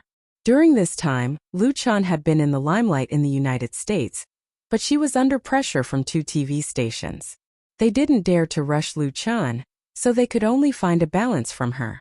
The main reason was that You the Star was too popular. Its ratings were breaking records, and the advertising fees of the TV stations were rising. If it was suddenly interrupted, the loss would be too great. Fortunately, Lu Chan and Chen Feier came back together. Otherwise, Fang Hui would have wanted to use crooked ways to make up for the progress. "I didn't expect you 2 to go to the United States," she said to the 2 of them with a smile. "Not only did your acting not fall behind, but it also improved." Fang Hui was not deliberately flattering them. What she said was completely sincere. Lu Chan and Chen Feier's performance today was great. Lu Chan said with a smile, "Sister Fang, it's been hard on you. Fair and I will treat you to dinner tonight." Fang Hui shook her head and said, "It's not hard on me. Everyone has worked hard." Chen Feier interrupted, "Then we'll treat everyone to dinner. Let's go to Fengyuan Restaurant and have a good meal." Fengyuan Restaurant was a restaurant in Huairou Film and Television City. In addition to providing filming locations, it also received actors, stars, and foreign tourists who came to film. It was the highest grade in the film and television base. There were at least 100 staff members of You, the Star present today. Chen Feier's words easily spilled at least tens of thousands of yuan. Fang Hui said with a smile, "Since the 2 of you are treating together, then we won't stand on ceremony." Before she finished speaking, the crew members who had heard her cheered, and their morale soared. In fact, everyone could afford a few hundred yuan per person for a meal, but compared to some stingy stars, Lu Chan and Chen Feier were really generous. It was very comfortable to work for them. "Brother Chan." At this time, an assistant rushed in and said to Lu Chan, "2 people from CCTV just came over. They said they have something very important to talk to you about." People from CCTV? Lu Chan and Chen Feier were stunned. If CCTV wanted to talk to Lu Chan, The normal channel would be to contact Chunfei Media first and finalize the time and place of the meeting through Lu Chen's agent. Why would they suddenly come to the film set? Lu Chen thought for a moment and said, "Then invite them to Fengyuan Restaurant." In the private room of Fengyuan Restaurant, Lu Chen met the two people from CCTV. The man and woman were both in their 30s. After introducing each other, Lu Chen found out that the two were not real people from CCTV, but the assistants of the famous director Chen Guoji. But they were not using the name of CCTV to fool people, because Chen Guoji was the executive director of the 2018 Spring Festival Gala. The two of them served the Spring Festival Gala production team and were ordered to come and talk to Lu Chen. Chen Guoji was a famous director in the country. This director, who was born in the 60s, had won the Berlin Golden Bear Award, and one of his works was nominated for the Academy Award for Best Foreign Language Film. He was also famous both at home and abroad because of his many realistic films. In recent years, Chen Guoji had switched to commercial blockbusters and made 2 blockbusters with a box office of more than 1 billion. He had a very high status in the industry and was a real big shot. This time, CCTV specially invited Chen Guoji to be the director of the 2018 Spring Festival Gala. It was also because the ratings and reputation of the Spring Festival Gala had been declining in the past few years. They hoped to use this great director to turn the tide. The 2 assistants sent by Chen Guoji also looked for Chunfei Media first before coming to the film set. After all, the 2 of them had different identities, so there was not much to pay attention to. As for the content of their discussion with Lu Chen, it was very simple. Chen Guoji intended to invite Lu Chen to participate in the Year of the Dog Gala. Chapter 732. You've been in the limelight too much lately. Back at home in Ziqingyuan, Chen first said to Lu Chen with a smile, "It's hard not to notice. It's reasonable that Chen Guoji invited you to appear on Central TV's Spring Festival Gala, but it's rare to see him invite you to a show." Central TV's Spring Festival Gala had been held for more than 30 years. Watching the Spring Festival Gala on New Year's Eve had become one of the customs of the Chinese people, especially for the middle-aged and elderly. Not being able to watch the Spring Festival Gala on New Year's Eve was a great regret. Up until now, the Spring Festival Gala's viewership ratings had never been lower than 80%. Its influence was incomparable to that of any other program. More than 30 Spring Festival Galas had also made batch after batch of celebrities popular. It was precisely because of this that not many celebrities could resist the temptation of appearing on the Spring Festival Gala. Every year, when the Spring Festival Gala's program list was released, it meant that there was a lot of competition in the early stages. Many celebrities who were ambitious and qualified to get involved in the Spring Festival Gala would often rack their brains to think of ways to appear on the Spring Festival Gala. If they could have their own program, that would represent the greatest success. For Chun Fei, who had already appeared on the Spring Festival Gala twice, the temptation of the Spring Festival Gala was not that great. Moreover, it was very difficult to appear on the Spring Festival Gala 3 times. He had to give others a chance, right? Since Lu Chen's debut, he had never appeared on the Spring Festival Gala before. Although he had displayed a strong performance right from the start and had achieved great success in the music and showbiz circles, he lacked a strong background and did not put in a lot of effort into his public relations, so how could Central TV possibly take the initiative to approach him? But this year's situation is completely different. Lu Chen's popularity in China has been so high that it can't be ignored. As the most outstanding young singer in the Chinese music industry, and has repeatedly created miracles in movies and TV series, CCTV can no longer ignore him. That would mean offending tens of millions of Lu Chen's fans, a huge group of young viewers. Coupled with the recent series of events that happened to Lu Chen in the United States, Central Television made a decision. Of course, the stately Central TV had its own considerations, which was why Chen Guoji's 2 assistants came to look for Lu Chen. Since they could represent Central TV to a certain extent, it could also be said that it was under Chen Guoji's instructions. Furthermore, this was only the preliminary contact, so they could advance or retreat as they pleased. Chen Guoji definitely has his own ideas. Chen Fei spoke with fervor and assurance. The viewership ratings of the Spring Festival Gala 2 years ago and last year almost hit the red line of 80%. Central TV is definitely hoping that director Chen can salvage the situation. So he will definitely have to make some changes to the traditional Spring Festival Gala programs. Otherwise, if it's still the same old programs, the audience won't buy it either. Lu Chen nodded. Chen Feier's analysis of Central TV, the Spring Festival Gala, and director Chen Guoji was very accurate. In the early years, Central TV's Spring Festival Gala was the highlight of the general public's New Year's Eve. The viewership ratings were so high that it was envied by many, easily reaching above 95%. But in recent years, with the rapid rise of local satellite television stations and the diversification of entertainment methods, especially the prosperity of new online media, the Spring Festival Gala's viewership ratings have been declining year by year. In addition to the younger audience having more entertainment options, the most important reason was the Spring Festival Gala itself.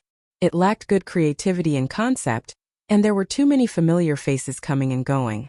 The quality of the language programs had seriously deteriorated, and the singing and dancing programs stuck to the old conventions, causing the audience to experience aesthetic fatigue. Under such circumstances, Central TV really had no choice but to invite a great director like Chen Guoji. A few years ago, when the Spring Festival Gala was still being broadcast, there were already endless complaints and scoldings online, so it was very difficult for them to pretend that they did not see it. Even many media outlets joined in the ridicule, and Central TV's reputation was tarnished. This time, when Chen Guoji's two assistants looked for Lu Chen, they had two main intentions. First, they wanted to invite Lu Chen to participate in the Year of the Dog's Spring Festival Gala. As long as he agreed, his name would definitely be on the final program list. This was actually a very great honor. One had to know that many celebrities had been dying to get such an honor, but Lu Chen had easily obtained it. Moreover, it was the Spring Festival Gala's director who took the initiative to send people to him. The treatment was extraordinary. Chen Guoji's other intention was to hope that Lu Chen could come up with a plan for the Spring Festival Gala and provide good suggestions and ideas. This idea was not something he came up with on a whim. Not to mention Lu Chen's talent in the field of original music, his film and television scriptwriting ability was even more impressive. So far, one of Lu Chen's movies and 3 television series were all his own creations. Even the novels adapted from the television series sold very well. If Chen Guoji wanted to recover the declining viewership of the Spring Festival Gala, it was undoubtedly far from enough to rely on his own ideas. What he needed was to brainstorm, which was why he revealed his intentions to Lu Chen. In this regard, Lu Chen's reply to Chen Guoji's 2 assistants was that he needed to consider it carefully. Now he wanted to hear Chen Feier's opinion. Chen Feier leaned comfortably in Lu Chen's arms and seriously gave him advice. First of all, we can't refuse the Spring Festival Gala, and there is no need to refuse. The key lies in the program. An exclusive singing program is necessary, and you need to strive for it. Group singing or continuous singing is meaningless, and it doesn't match your current popularity and status. In addition, it is important to build a good relationship with Chen Guoji. She turned to look at Lu Chen. Our company is going to shoot The Smiling the Proud Wanderer at the end of the year, right? If we can invite Chen Guoji to be the director, that would be the best. Invite Chen Guoji to be the director of The Smiling, the Proud Wanderer? Lu Chen's eyes lit up. This idea was undoubtedly very bold and courageous. There was no doubt that Chen Guoji was a good director, and he had international influence. In recent years, he had changed his direction to a blockbuster. If Chen Fei Media could reach an agreement with this famous director, the box office of The Smiling, the Proud Wanderer would undoubtedly be greatly boosted. But there was a problem. He is now the director of the Spring Festival Gala. I'm afraid he won't have time to direct The Smiling, the Proud Wanderer at the end of the year, right? Chen Feier smiled. If we can reach an agreement, what's the problem if we delay it until after the new year? We can totally release The Smiling, the Proud Wanderer in the summer of 2018. That's right. Lu Chen was completely convinced. He couldn't help kissing Chen Feier's face. I will listen to you, my wife. Don't be too optimistic. Chen Feier rolled her eyes at Lu Chen and said, It is not easy to invite Chen Guoji. You don't know how many people are waiting in front of his house with boxes full of money. You have to show your sincerity. For example, in this year's Spring Festival Gala, I see Lu Chen couldn't help but fall into deep thought. He really had some ideas. Chapter 733. The official meeting between Lu Chan and Chen Guoji would take place 7 days later at a private clubhouse in Beijing. This clubhouse had a long history and had many members from the business and entertainment circles. It was considered one of the best in Beijing, where there were many crouching tigers and hidden dragons. The environment and privacy were excellent. In order to meet with Lu Chan, Chen Guoji had specially booked a private room, which fully showed the importance of this great director to Lu Chan.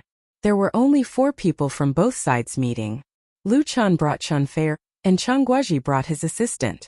Chen Guoji was in his 50s this year. He was very thin and short. He didn't have much flesh on his face, so his cheekbones were high, but his eyes were bright and full of expression. His appearance was very distinctive. After meeting and greeting each other, everyone sat down together. Chen Guoji said with a smile, "Miss Chen Fei is getting more and more beautiful. It should be the magic of love."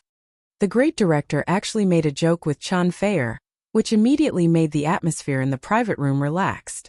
Chen Fei pursed her lips and smiled. "Thank you for your compliment.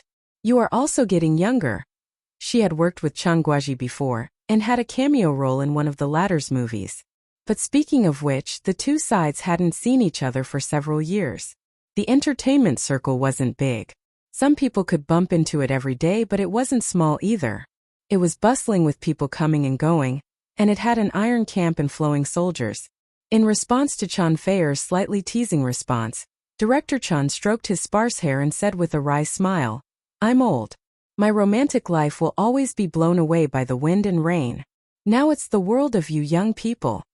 He looked at Lu Chan and said, "Lu Chan. Well, is it okay if I call you Xiao Lu?" Lu Chan smiled and said, "Director Chen, it's my honor." Lu Chan wasn't being polite. He also admired this great director very much. He was a true great senior. Chen Guoji nodded and said, "Xiao Lu, I know your time is precious and I'm also very busy. Let's skip the pleasantries and get straight to the point." Lu Chan hurriedly straightened his back. "Go ahead." Chen Guoji said bluntly, "I won't hide it from you. After taking on the Central TV Spring Festival Gala, I'm under a lot of pressure. I'm just afraid that the audience won't be satisfied with the final performance. The budget for next year's Spring Festival Gala is about 300 million renminbi. Although it can be earned back through the advertising bids, the people are not satisfied with it. They are cursing on Lunar New Year's Eve. Don't you think that 300 million renminbi is a waste? Do I have any responsibility as the director?" Lu Chan listened quietly, feeling rather emotional. He didn't know much about the Spring Festival Gala, but he knew a little about it. The cost of Central TV's Spring Festival Gala was getting higher and higher, but the viewership ratings were dropping year by year. There were many voices of criticism on the internet, saying that hosting the Spring Festival Gala was a complete waste of the people's hard-earned money. Such a statement was, of course, too extreme. After all, the current Spring Festival Gala was largely run on a commercial model. It wasn't completed by the government's budget, and it had even achieved huge profits. But the big drop in the reputation of the Spring Festival Gala was an indisputable fact. The audience's aesthetic needs were constantly increasing, and Chen Guoji, who had taken on this responsibility, naturally felt a lot of pressure. And he didn't hide this point at all.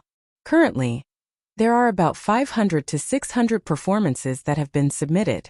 I've seen more than half of them, but no more than 5 of them caught my eye. Actually, there was something else Chen Guoji didn't say.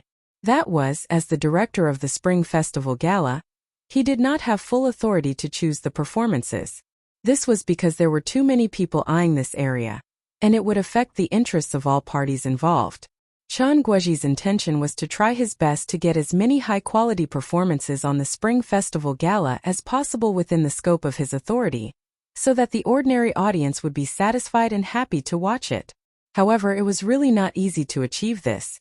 "Xiao Lu," Chen Guoji said very sincerely to Lu Chan, "I've heard a lot of your pop music works. In my opinion, you're currently the best singer and composer in the country, so I hope that you can specially write a song for the Spring Festival Gala.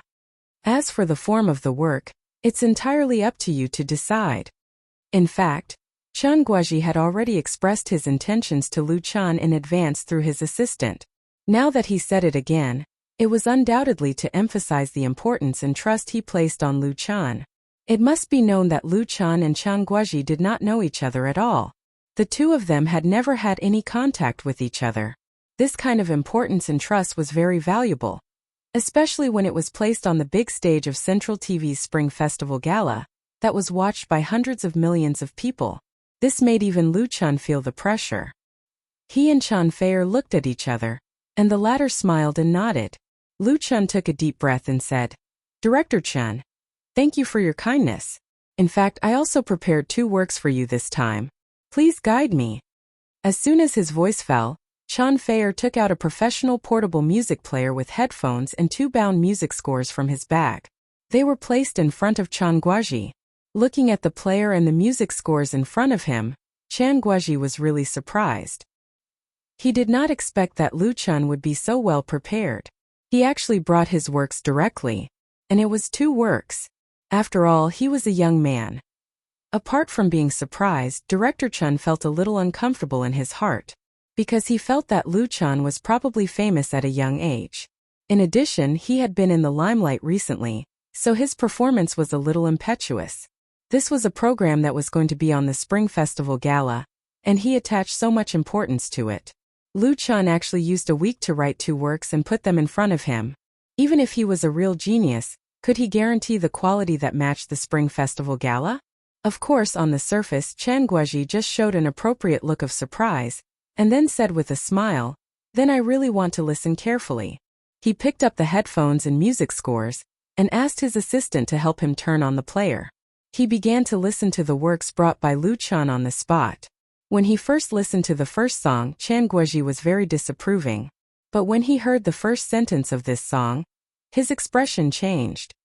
He became dignified and serious, and there was a little surprise that couldn't be hidden. Then as he listened deeper, his surprise continued to expand, and he even closed his eyes. After the song finished, Chan Guozhi suddenly opened his eyes.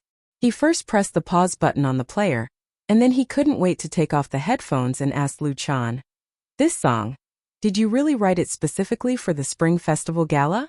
Lu Chan smiled and said, "Yes, Director Chan. Both songs were specially written by him for the Spring Festival Gala." Just as Chan Feier said, since he wanted to do a favor, he had to do it properly. Moreover, he had not only prepared 2 music works. Chapter 734. Very good. For Lu Chan's first work, Chan Guozhi was not stingy with his praises. "It's very good." When he picked up the headphones, he did not have much expectation. He was even a little disgusted. But after listening to the song, the great director's attitude was completely different. He gave a heartfelt praise. Although Chan Guozhi was a film director, his appreciation of music was not low at all. In his films, he had always attached great importance to the soundtrack, so he could naturally judge the value of a song. Chan Guozhi's assistant, who was sitting at the side, was very surprised because Chan Guozhi rarely gave such high praise. Moreover, he was not very interested in the current younger generation of celebrity idols.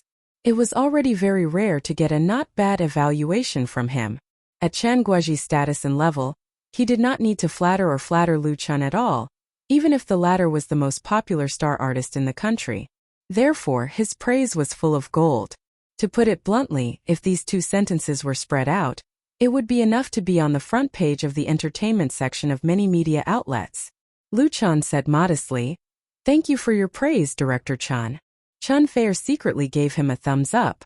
Chan Guozhi's praise for Lu Chan made her feel honored. Chan Guozhi waved his hand and said excitedly, "Let me listen to the second song." He put on the headphones again and pressed the play button on the music player.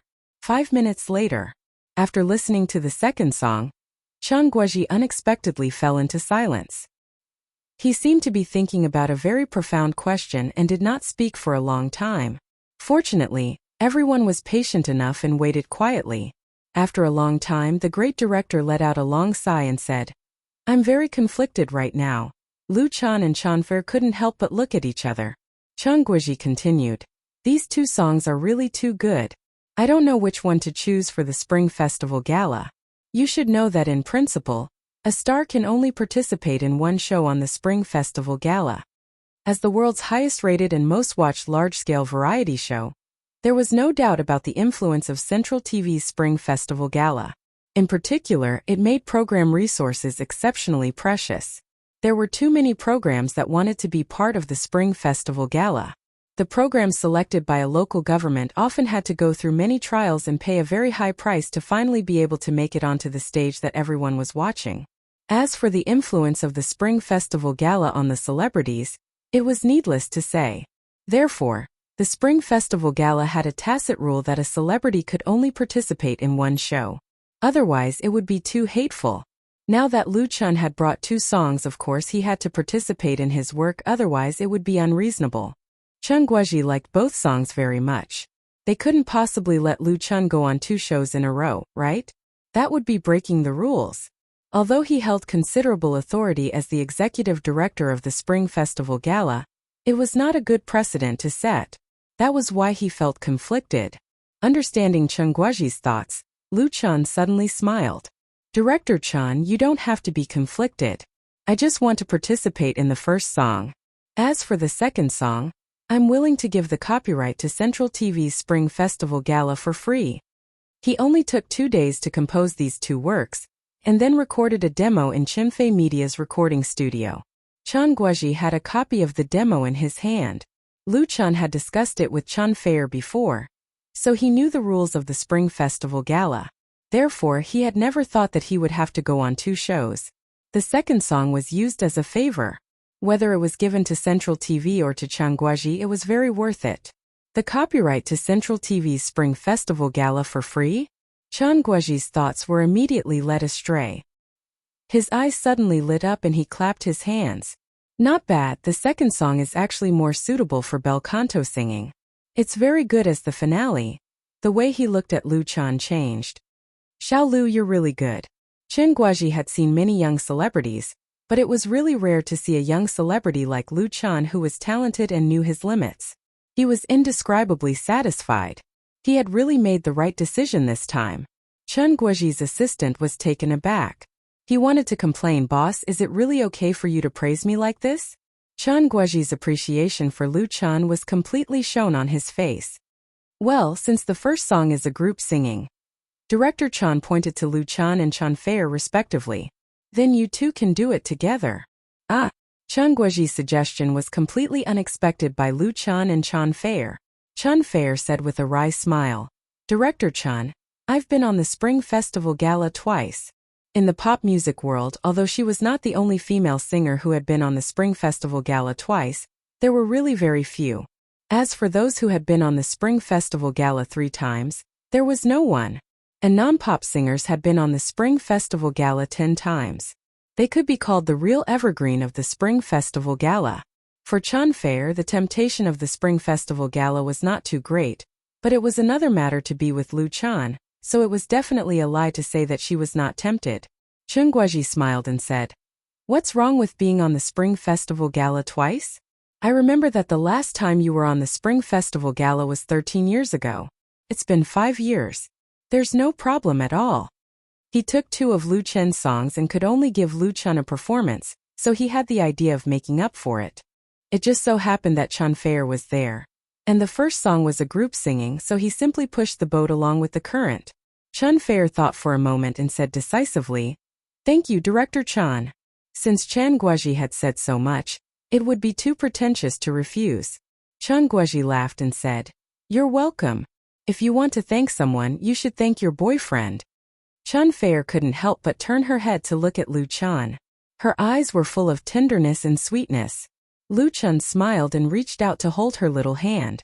After Chen Guoji finished his big move, he had no intention of letting Lu Chun go. He asked, Xiao Lu, do you have any good suggestions or ideas for the Spring Festival Gala of the Year of the Dog? Just let me know.